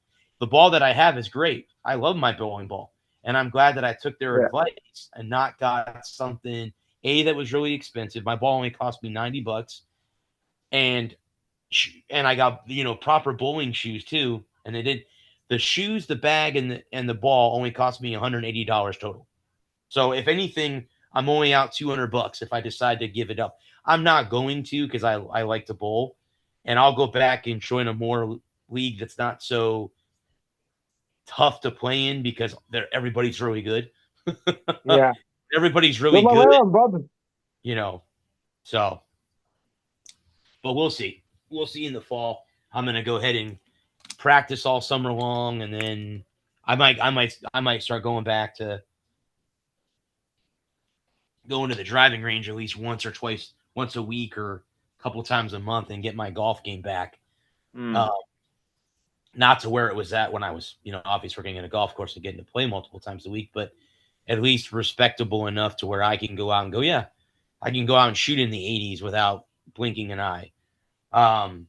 So yeah. I mean, like I said, it can be fun, but golf is very frustrating. It's a very frustrating game. And you are playing against the golf course. That's it. That's your opponent. The golf course is your opponent. And if you can conquer her or conquer him, great. But let me tell you something right now. The next time you play on him or her, it may not be the same way.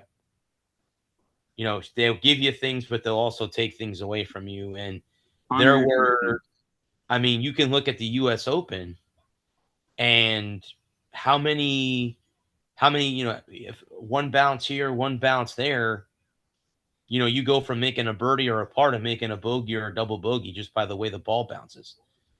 I mean, look at Rory McIlroy. He won the Masters for the second year in a row, played pretty well at the PGA, and was +6 at the U.S. Open. So that's just how different it can be. I'm curious to see how he does, in the Open Championship in England in a couple weeks. It's the week after the 4th of July. But yeah, it's again, like I said, golf is, like I said, it's a game, not a game for everybody. And again, Adam was mentioning earlier, unfortunately, it's not a cheap game either. It really isn't. It's not a cheap game. Equipment is not cheap, whether you buy cheap clubs or cheap balls. After a while, it can get expensive. Shoes are not cheap. Sure. It's cheap in the game. I mean, the golf clubs, the golf clubs, the golf balls, anything with the golf club. It's got to be one of the most expensive sports you can possibly, sign up for. Well, too, Lou, on top of that, too, and then you're also paying to play. You go to the golf course, well, and yeah, you got to do that. This time of the year, it's cheaper because it's the summertime and all the, snowbirds have all gone. Well, for me, all the snowbirds have gone back home. Yeah, right. And this is where I'm from. This is the busy time of the year because they're all here. Yeah. There you go. Florida birds, all you summer birds are invading my home. yeah, because they're the birds. Well, it's because they don't want to be, they always ask me all the time, is how do you do with the heat? Well, we go in the pool. We drink water. What do you mean? What do you eat? Yeah. What do you mean? What do we do? The funny thing about us in Florida is, like, if it gets below 60 degrees, we go into like it's the end of the world. But a hurricane comes, we just stay down. We're going to have a party. We're going to have a hurricane party. As the hurricane blows by and takes your house down, we're going to have a hurricane party. But it gets cold. Oh my God, it's the end of the world down here. It's the end of the world. Yeah. If it gets cold. Well, hey, look, if you think that's cold, in Arizona, they put freeze warnings at 75. Okay, they got their logs on the fire. Ooh, yeah. Yeah, that's true. Yeah. So I think that's the desert too. So yeah, I can understand that. Yeah. So this is my thought. If I was telling somebody that wanted to get in the game of golf, I really think you only need 5 clubs.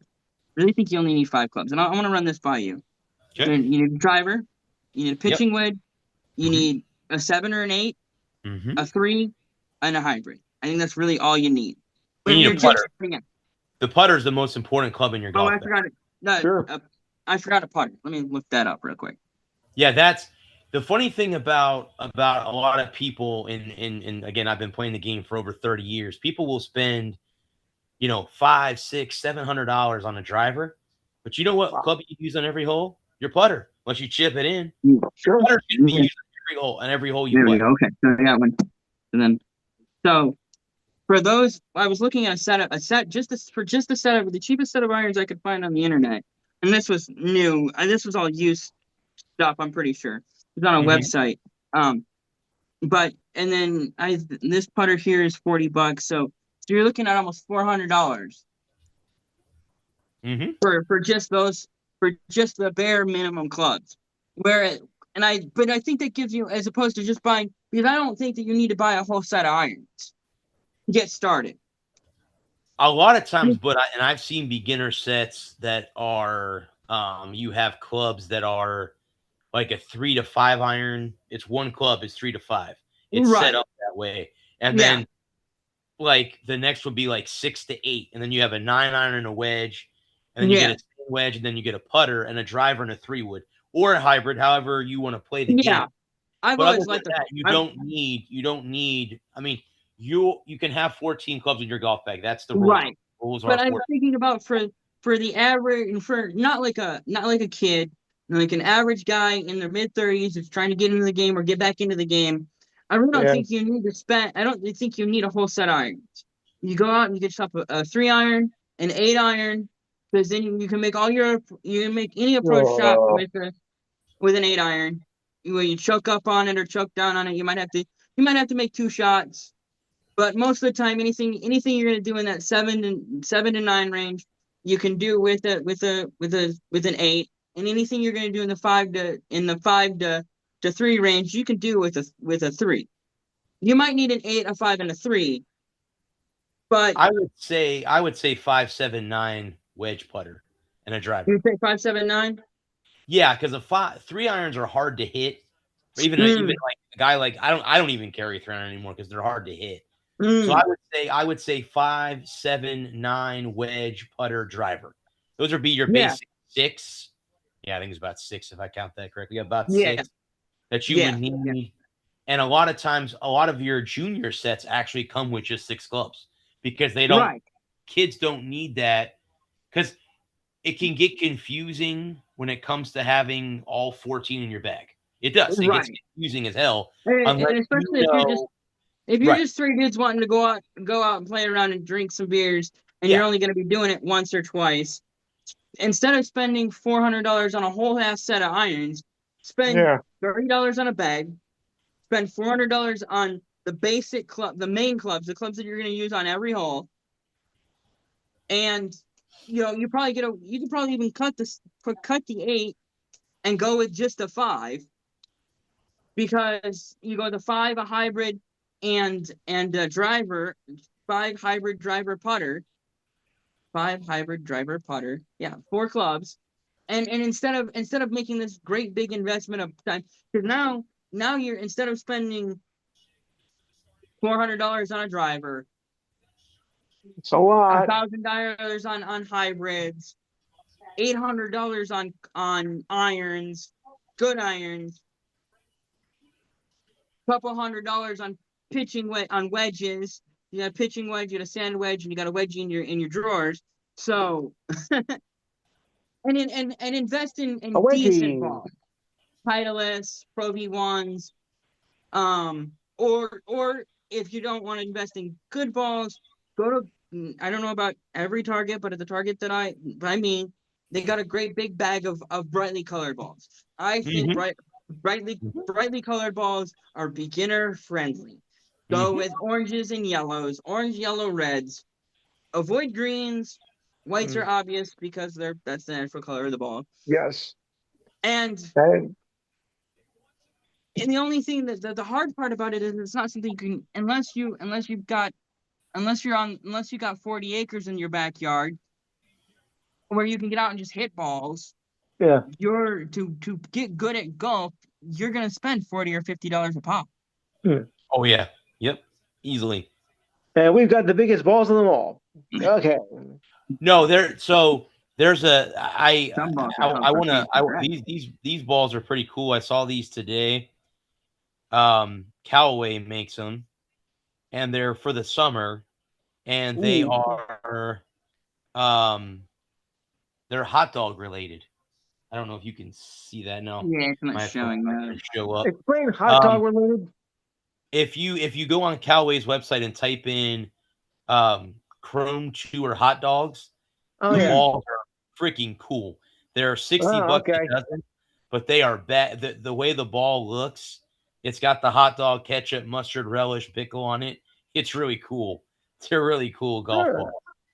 But that's the kind of design. But no, I mean, if you're just gonna go out and do every other weekend and go out there and drink, why spend that kind of money on equipment when you don't need all that equipment? You know what I mean? No, because you always talk about going out and getting cheap irons. I'm like, I just want to throw that out there about just buying, because you can go on the internet and there's plenty of websites that do sell. Hell, you can go, if you really want a full set, if you really want the 12-14 and you're right-handed, if you're lucky enough to be right-handed, you can go on Facebook Marketplace and pick up a whole set with a bag and balls and probably a cute cart girl too for $50. Well, you can, and then you can get lucky if you're into that kind of shit. You could go around and find yard sales, because some people don't know what they have. Yeah. And you walk up to a yard sale and they may have a driver that goes retail for $500, and they have it on in the bag there for $100. You're like, yeah, I got that here. That driver's worth 5 times what you're selling it for. Yeah. Because they're getting rid of it because they don't play the game. If you walk up to a garage sale and they got a set of clubs sitting on there, and you know that driver's going for 500, and they got a full bag, and it's just, let's say it's just the driver. You walk up and they don't play. Clearly, they don't play golf, and they've got a driver sitting there for $100, and you walk up there and say, "Hey, will you do 50?"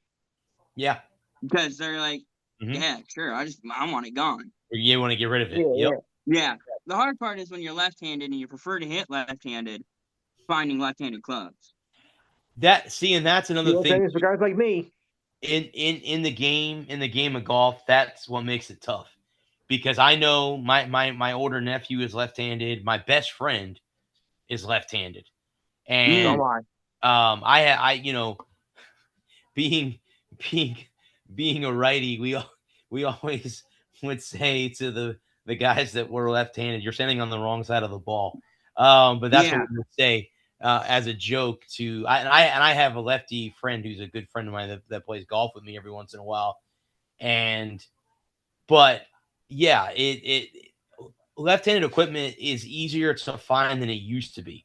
Back in the day when I started playing when I was younger in my teenage years, you were lucky if any club maker made lefty equipment. And if they did, the choices that you would have are very minimal to what I could get at being right-handed. And I think the guy that changed everything was Phil Mickelson when it came to lefties. Yes. And really, if you don't know this, Phil is actually right-handed. The reason that he plays golf left-handed is because he watched his dad in the mirror and it was the other way around. So he saw his dad in the mirror and he hit left-handed instead of right-handed. But Phil does everything else with his right hand. The only thing he does is play golf with his left when he plays left. But yeah, it's a lot easier to find left-handed equipment now today than it was in the past, because you're right. It was the, like I said, when I first started playing, I'm left-handed. Oh, well, here's the options I have for you. And it was like last year's model or 2 years ago's model.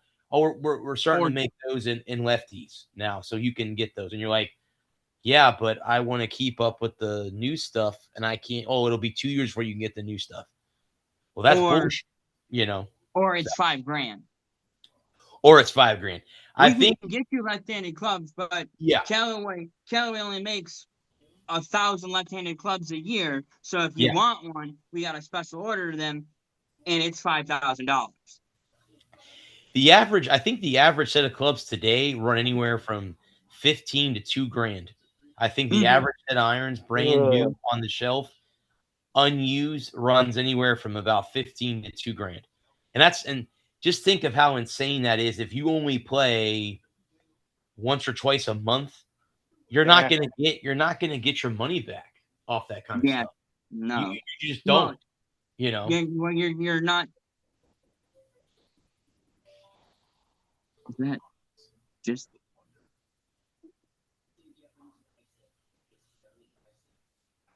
I found a full set here on Top Flight.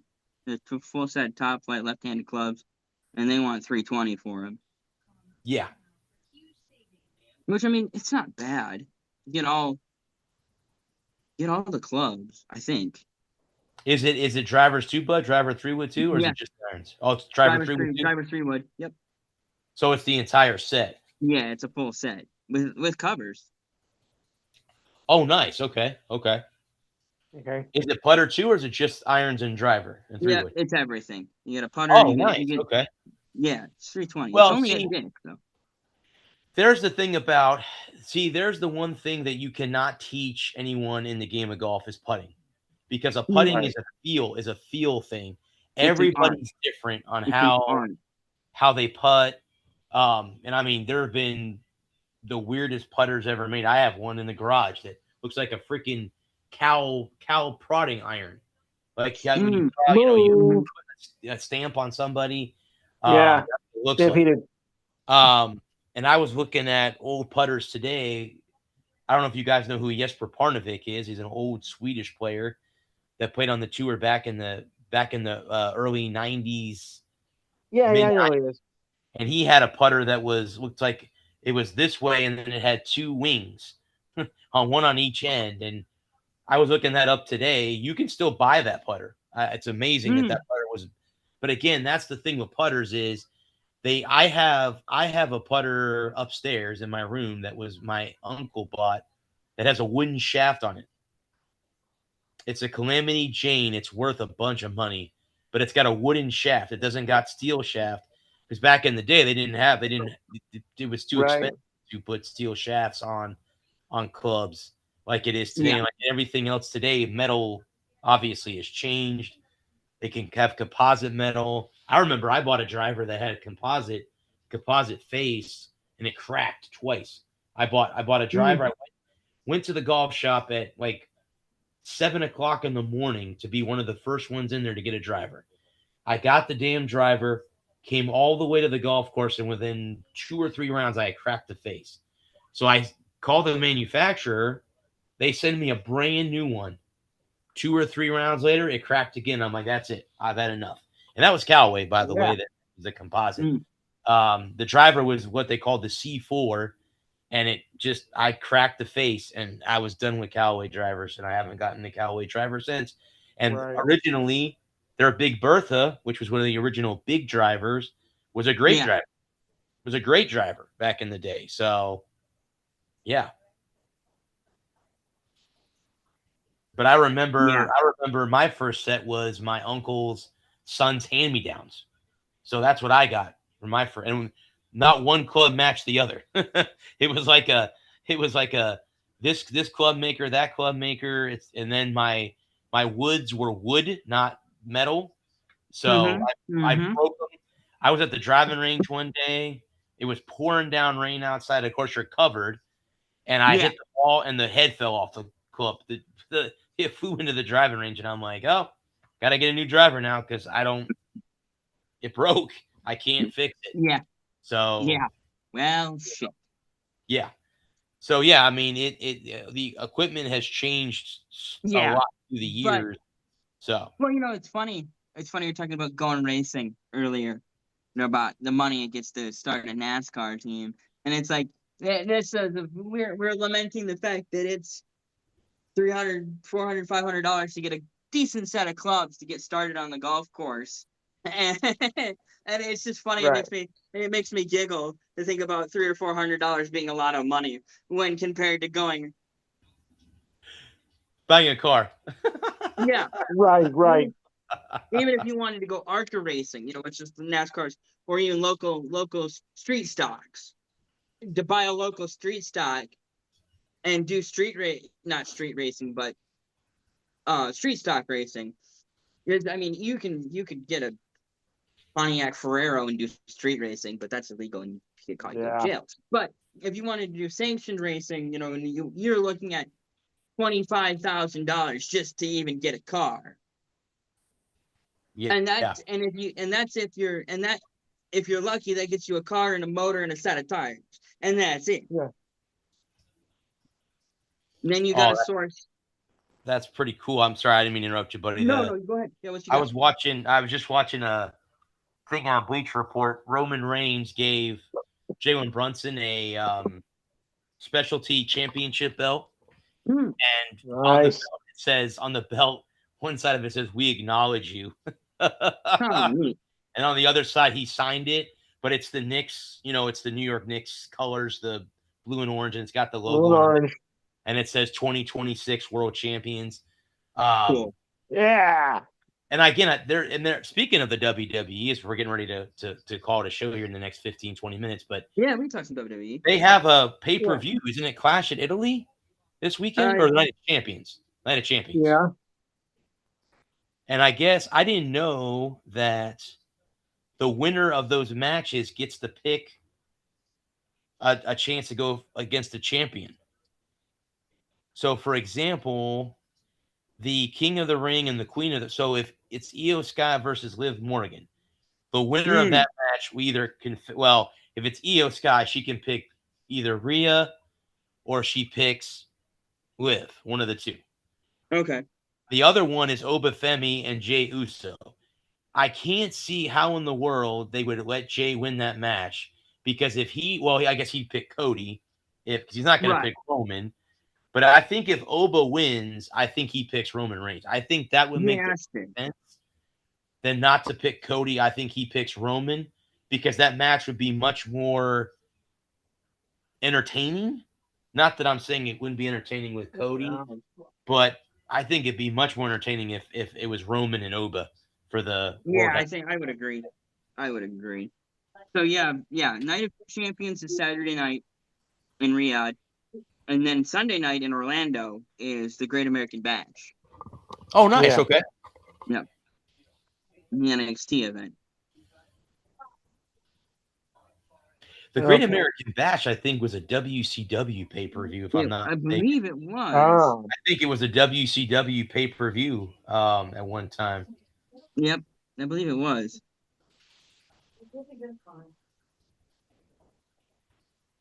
It's funny to see Timothy Chalamet as a big New York Knicks fan. Now he's on here advertising for the World Cup.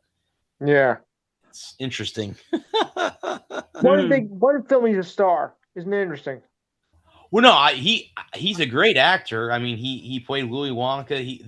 The third Dune movie's coming out Oh, later. okay. That's right. I've seen him before. He was in Marty Supreme, which I've only seen bits and pieces of that movie. He played what musician did he play in a Bob biopic? Dylan. Bob Allen. Thank Bob you, Dylan. Bob Dylan. Bob Thank you. Dylan. Yeah. Yeah. So I mean, he's got some. Yeah. He's hitting a Kardashian. So on top of that, so Well, that's strike one. Let's strike one against you. yeah, he's Oh, dating a oh. Kardashian.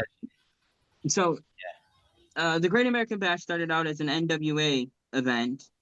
Okay. Then it was a WCW event, and then it's been a WWE event then it was a WWE event from 2004 to 2009, from 2012 to 2000, and then again in 2012, and then from 2020 to now. Because I think this is the last PLE for a while for the WWE. Really? You have one in November or one in July, Okay. which is Saturday main event. Then you have SummerSlam at the beginning of August. Yeah. Another Saturday night main event in September. And then you have Money in the Bank in October. Oh yeah, Money in the Bank. And that's the one that whoever wins that one, you get a chance to cash in the briefcase. Cash in the briefcase at any point. And did you know that once you win the briefcase, that you are required to carry it everywhere you go? I watched Maven on YouTube, and he interviewed Rob Van Dam. And Rob still wrestles. Rob is, and again, nothing again. Oh, well, hey, I'm not afraid to say what I'm about to say because this is just for me, and I'm not afraid to say this. Rob Van Dam is into marijuana. He smokes marijuana, weed. His wife or girlfriend or whatever she is, they smoke that all the time. Earlier today, I bought edibles. And the reason that I bought them is, remember, I told you guys a couple weeks ago that I have anxiety issues a lot. So I think I'm going to try, when I have a bad day anxiety-wise, to take one of those to see if it will help. Again, I'm not addicted to it. It's not going to be an everyday thing. It'll just be me trying this out to see if it'll work. Again, that's the weird thing about having, what do they call that? We were mental health issues. We all have, and it just depends on the medication that you take or how you take it. So, but anyway, so Rob Van Dam still has his briefcase that he won in Money in the Bank. And I think Naomi had a special one when she won Money in the Bank. She, of course, assuming she's already had her baby or getting ready to have her baby. I know Bianca Belair is also getting ready to, she's pregnant as well. So there's a bunch of soccer games going on at one time, huh? This is Australia, and I don't know who the other country is. I know it's Australia because they have the green and gold on with the Right. kangaroos. Who's APF? Who the heck is APF? APF. That's a sponsor. Their jerseys are blue in the collar, blue numbers with the red stripes running down. It's not Team USA because they're not playing Australia. They're playing Turkey. So I know it's not them. Turkey. Is it France? Maybe red, white, blue in that order and the stripes. I don't know. I don't watch soccer or football as it's called overseas. I don't watch it enough to know. Well, we got No. Paraguay and Australia coming up as well. That's Paraguay. Okay, thank you, Lou. That's Gotcha. that's who it was. Paraguay. Right. Thank you. Yeah. We got turkey tonight. Okay. With the stuffing. Ah! So there are 1, 2, 3, 4, 5, 6 matches in the upcoming Night of Champions. You have a triple threat match for the the WWE Championship between Cody, who has the belt, Gunther, and Sami Zayn. The Queen of the Ring final is Io Sky and Liv Morgan. The King of the Ring final is Obafemi and Jey Uso. There's a cage match. Maybe I'll have to watch. Seth Rollins, Braun Breaker. Ooh, that could be a good one. that'll be a good one, especially Yeah. in a cage. The United States Should be, but- Championship is Trick Williams and Ricky Saints. That's going to be a good match too. I hope Ricky wins. In all reality, and then you have the United States Championship women. It's Stratton against Jade Cargill. So those Okay. are the 6 matches that are on. The event will stream live. Oh, at 1 p.m. in the afternoon. Oh shit! I might be able to watch that. Is that East Coast time? 1 p.m. Eastern time. It's Thank in you. Saudi Arabia. That's why it's starting so early in the afternoon. Right. 10 a.m. Pacific time. So anybody that Okay. is watching on the West Coast, you got to be up at 10 a.m. to watch the In pay-per-view. Hawaii, it's 8 a.m. So you can have breakfast and Yes. watch that at the same time. Correct. Exactly. You're even going Breakfast and wrestling. even further. Yeah. Wait, So I got it. think it'll I be- got a new cereal for it's called Slamios. What do you think? I like it, Lou. I like it. The perfect combination for breakfast and wrestling. New Slamios. Slamios when you have to get up and watch a PLE at 8 a.m. and 10 a.m. on the Or any wrestling event. Whether it's WWE, WCW, or whatever. And then if you're in Europe and it starts at 1 p.m. here, it will be 7 p.m. in Europe, in Europe and France and Norway and all those countries. Well, they do Over things differently anyway. Yeah. A little wrestling to go with your dinner? Oh boy. Well, I mean, normally they're on at like 6 or 7 o'clock Eastern time, so it's weird to have them Right. on. But when they're out of the country, Yeah. I Yeah. know WrestleMania is in Saudi Arabia next year, so it'll be on at 1 o'clock in the afternoon on a Saturday and 1 o'clock in the afternoon on a Sunday. So Well, that's the Yeah. time we used to watch WCW anyway, I think, back in the day. So it's not unusual for me. Kind of think of it, back in the old days, when we had wrestling at 10 a.m. on Saturday mornings. who's going to win the match between Paraguay and Australia? Again, I haven't watched any of this, so I have no idea. Paraguay. Paraguay, okay. I have 1-1 tie. 1-1 It's possible, but I'm still going to go Paraguay anyhow. Yeah, watch out for that boomerang. Ooh, oh. And they're playing in San Francisco. So this must be where the 49ers play, I'm assuming. Yeah. Levi And Stadium. Giants. And Giants. Though they're not much to talk about this year. Ooh. Yeah, they're not. Well, I mean, there's some bad teams, and we're getting close to the MLB trade deadline here soon, so there'll be some players being traded. Of course, you got the Orioles, which of course are back to their usual ways. The Giants, which are atrocious. Detroit's looking really bad. The Red Sox are horrible, so there you go. The Dead Sox, thank you. Yep. Yeah. Yep, no, you can call them the Dead Sox. they're bad this The Mets suck. The Mets suck. year. That's surprising because they have the richest owner in all of MLB, Doesn't it? Yeah, you mean Uncle Steve, right? Uncle Steve. Yeah. So Which did just you goes to show you. Which go just ahead, goes to Luke? show you. It doesn't matter who you hire or what your payroll is. If you suck, you Suck. suck. Well, no, I was gonna say, did you guys see that the NHL wants to put a expansion team in Houston or in Austin? Yes. Seems to I've be heard the that. Yes. I would think it would fit me personally, and I've never been to the state of Texas, so I can't say anything. I I have. think it would be better in Houston more than it would be in Austin, and that's just me. Yeah. I Um, don't. I don't. I don't know if Texas can support two teams. But with okay, I got it. expansion Well, doesn't mean a damn thing if you have bad teams. Yeah, And exactly. it doesn't matter. You could put it in Quebec, but if you don't give them a good team, it ain't gonna mean a hill of beans. Yep, right. correct. I just don't know why we're trying to expand when we've got such a good thing going. And Yeah. But the NHL has the most franchises of any major league. tied with the NFL. Oh, tell the NFL. Okay, Yeah.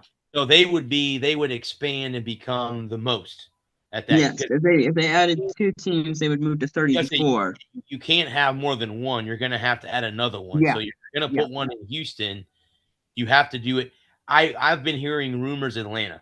That's where yeah. I've been I've heard hearing rumors. that for a few Well, years now. the thing is, that's a problem because they've already failed twice. So I think doing it for a third time, Well, probably not the best thing. I think the reason it failed the last time was ownership for the Thrashers was horrible. And I Yeah. know It I didn't think fit you had the to run a franchise where if you get proper ownership, but then yeah. again, Adam is right. If you don't put them to be successful from day one, you'll have attendance, but after a hmm while they won't show up. They're not going to show Right. up. Once the Uh, novelty wears off, yeah, Yes. but and I just don't know. I just don't know how the hockey market is in Houston or Atlanta. I think Atlanta's a better option. I Being would in I the would area, agree. I would agree. being in the area, and knowing and seeing lots of hockey fans around during the fall and winter, I think hockey could go in Atlanta if you gave them a team to root for. If you gave them a decent team to cheer for, a team that doesn't suck right out of the gate, doesn't fall on their face and make god awful decisions. I'm not saying they have to win the chip 3 years into their existence, but be competitive for the first Yes. 5 to 10 years. A team that can weather a few bad seasons, a team that can rebuild and regrow, and a team that can survive some turnover when veterans age out and young stars don't make it. Hmm. You could have a good thing here down here in the deep south. You could have a successful hockey franchise in Atlanta. Yes. But I would say bring back the Thrashers. I mean, you I, already I Yes. bring them back. I mean, redesign the I logo. mean, I like their uniforms. Their colors were pretty cool. They had their alternative jersey was like a Yeah. baby sky blue. Their main jersey was white, was like navy blue. So I think you already have that team and those colors there. You might as well bring bring the Thrashers back, um, back to the NHL. I mean, I I thought don't it know. I thought it was cool. I thought it would have been kind of cool, and unfortunately, the NBA owns the rights. But it would have been kind of cool when Seattle got their team if they called them the Supersonics and they wore the green Yeah. and gold. That would have been kind of cool to have a hockey team called I don't that. know. I don't But know if you bring back the Thrashers, or you start a whole new franchise. I Yeah. would. Franchise, clean slate, I'm start gonna. over.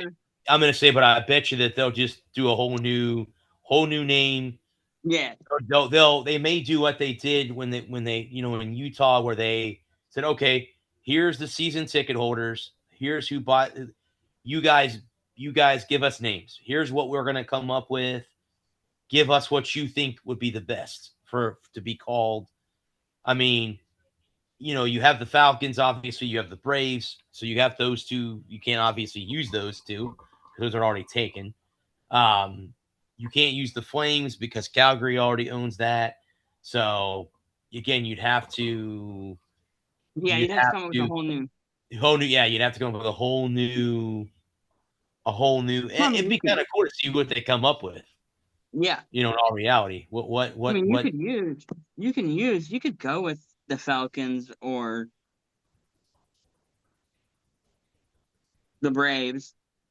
Because I mean, like the Panthers and both the NFL and NHL have Panthers, so I mean, it's not like you couldn't go with it, but I think the clean slate program is always a better option.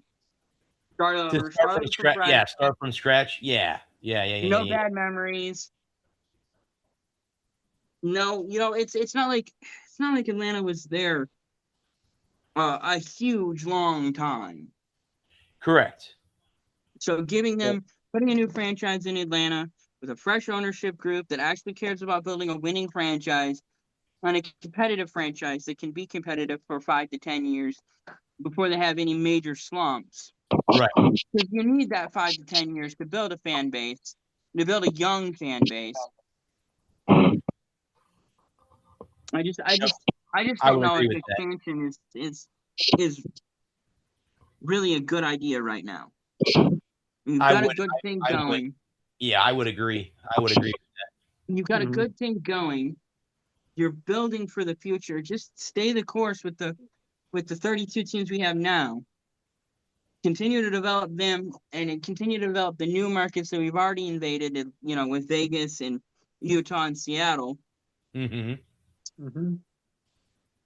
And then in 5 years we can revisit the idea of expanding out to 32 teams. Sometime maybe in 3 years. Let's just consolidate what we have now, build on the games we have, and then in 2030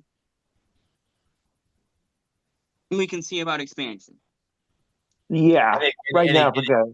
It could be that way too. It could be that they'll come up and say, okay, well, and it takes a few years too before you can obviously get a team in play. So if you're gonna build in Houston, are you gonna play in the same arena as the Rockets? Are you gonna do that? Yeah. Are you gonna build them a new stadium in Houston somewhere? If that's the case, that's at least a 2 or 3 year, rigmarole just to get that all set up. So it takes a little while for a franchise to get set up, even if you are to reward them with a franchise. Again, I agree with that. I think maybe we should keep it at 32 for a while. Yes. And give the opportunity to the team. Like you said, you just expanded. You just brought in, Seattle, Las Vegas, and Utah are the newest teams. And Utah obviously moved from Arizona. We all know that's not a new team. They moved from Arizona. But still, nevertheless, they are new. They're the newest team in the barn. So, yeah, I wrote an article about them expanding to Houston or Austin. So I'm curious to see when exactly Scotty Bowman and them said it. Oh, there's the USA with a goal already. That was quick. I don't know what soccer rules are. Again, the clock runs up instead of down, so that's what's weird about it. But anyway, guys, especially European way to play it. That. Right. Do you guys want to call it a show there? Yeah, all right. Call it, man. All right, Lou, tell us about your show before we get off. All right, Enhanced Sports Show Saturday 4 to 6 p.m. Eastern Time, 1 to 3 on the West Coast. This week we'll of course cover the NBA and NHL drafts, which are going on. Actually, the NHL draft starts tomorrow. We'll take a look at World Cup soccer as well. We'll recap to go. Yes. Mm-hmm. All right, 2 minutes in. All right. Also, we'll wrap up the College World Series, which ended over this past week. But the deciding game was a dud. Yes. We'll wrap up. Oh, it was awful. U.S. Open Golf Championship, which just ended up. We'll also take care of MLB and WNBA. If there's anybody out there who has any real wrestling knowledge or UFC boxing, feel free to bring that up because I'm looking for someone to take over that spot, to do a segment on that because I could sure use it. Also, we'll have, of course, our usual features. with your thoughts and comments. The ridiculous sign of the week, sports trivia, this day in sports history, left-handed golfers. No, okay, just a little joke. And I would drive 500 miles. No, um, the inspiring story of the week, and it's that time of the month where we do our best and worst segment, the best and worst of June. Yes, I have some obvious ones, of course, for the best and worst, and I think those of you know me well, I think you know what they might be. And, no, well, in all seriousness, because of what took place this past month. So remember, the number is 512-543-4662. Again, 512-543-4662. Don't forget to like and share the page, and we're on Facebook Live. Go Team USA, and good luck, Nikki. Yeah, guys. Thank you again for this, and I like the sports trivia. We got to do this at least once a month. We'll do that We'll more. do We'll this do once some a more of month. that. Yeah. We'll have different people make up questions and stuff. It was a lot of fun. So thanks, Adam, for making up the questions tonight. Yeah. No, I like being on this side. I like doing the hosting thing. So that was fun. I like Right. coming up the questions, and I agonized. It was not easy. It took me like 2 days. I started last night. Well, I got the first question. The Deion Sanders question was the first one that popped into my head. Knocked that one out and was like, okay, this is gonna be easy. And then I was like, okay, well, I need to get it done. So I started working on it last night, and I was like, I have no idea. I have no good idea. Yeah. It took me 2 or 3 days to research because I wanted to make sure that I had questions, in each category. And I'm like, okay, I got to make them somewhat challenging. So I'm going to, look for this. I'll look for challenging questions, and thank God to Google. Yeah. That was what helped me out. Thank Dude, God I to struggled. Google. But yeah, I spent a good 3 hours on the MLB questions. I just could not knock them out. I couldn't think of anything that wasn't. It was like it was either who was the 1919 NL Rookie of the Year, but he didn't drive a car, or who's the all-time home runs leader? Barry Bonds. Yeah, like it was either some stupid ass obscure question about 1909. Yeah. No, Cy Young winners. the home run leader is Hank Aaron. Thank you. Yes. Yes. Yeah. What about that? It was once I got them all done. I was like, oh, I'm done. I got them all. Yeah. Like I agonized over the questions. It took me a good solid 6 hours of researching and thinking and like formatting the questions, trying to figure out how, because like I did the first. Let me look back at my list here. I did the first like 3 questions. The answers were all A. It's like, well, I better start moving them around, or they're just gonna guess A on every one of them. Oh, every one of them. Yeah. Right. That was the same way with me, but when I was making mine, I'm like, I can't have one letter be the same correct answer all the time, because then they're gonna go, oh, well, it was B. Oh, it's gonna be B on this one. You gotta change it up. Yeah. I'm trying to move them around, and no, it was a lot of fun. Yeah. Like I said, we're gonna do that, guys. We'll do that once a month on here. We'll do that'll be cool. And stuff. Again, Team USA. Hopefully they win against Turkey. They're up 1-0 as we speak. Again, I have no knowledge of soccer. I don't know the rules. I don't have any idea. I know they run up and down the field and score goals. That's about as far as I know about the game of soccer. But yes, good luck to Nicole. Hopefully tomorrow she's able to have a better day today than she did today and make the cut for the weekend at Hazeltine. That is where they are playing. But again, I want to, before I get off here, thank the men and women of our armed services and our first responders. Thank you for doing what you do. We would not be here doing what we do if it wasn't for what you guys do. So thank you for that. Thank you for the 2 gentlemen that make this Thursday night so great. We have had a great flow of shows this year so far. We've had nothing, everything's going really smooth. It's back to the way it was a couple of years ago, where you don't have to worry about coming up with stuff to talk about, or we don't have people talking over people or interrupting guests or anything like that. I'm sure once the tournament is over, Nicole will be on here. So Looking you a heads forward up. to It it. might be next week because if she does not Okay. make the cut, she will be back next week. So hopefully that's not the case. Hopefully, there's Right. Brad Pitt. Wow, that's pretty cool. He's at the stadium. And Uh-huh. Edward Norton is next to him. But like I said, guys, we'll be back here next week at 8:00 p.m. Eastern Standard Time. We'll be talking about the latest and everything. We can go over the World Cup. We can go over Night of Champions for the WWE and anything else that pops up between now and then. Until then, I am the sports sir Bradley Walker. This has been the Walker Report. We are part of NGSC Sports, guys. Remember the website? It's ngscsports.com for all your current sports content. In fact, as soon as I get off here and I get done walking my dog, I got to put 2 articles on the website. So I got to get to do that before I go to bed tonight. But until then, guys, everyone, stay safe out there. Go Team USA. Peace. Right. Brent, send Good it. night. Okay. And I will see you gentlemen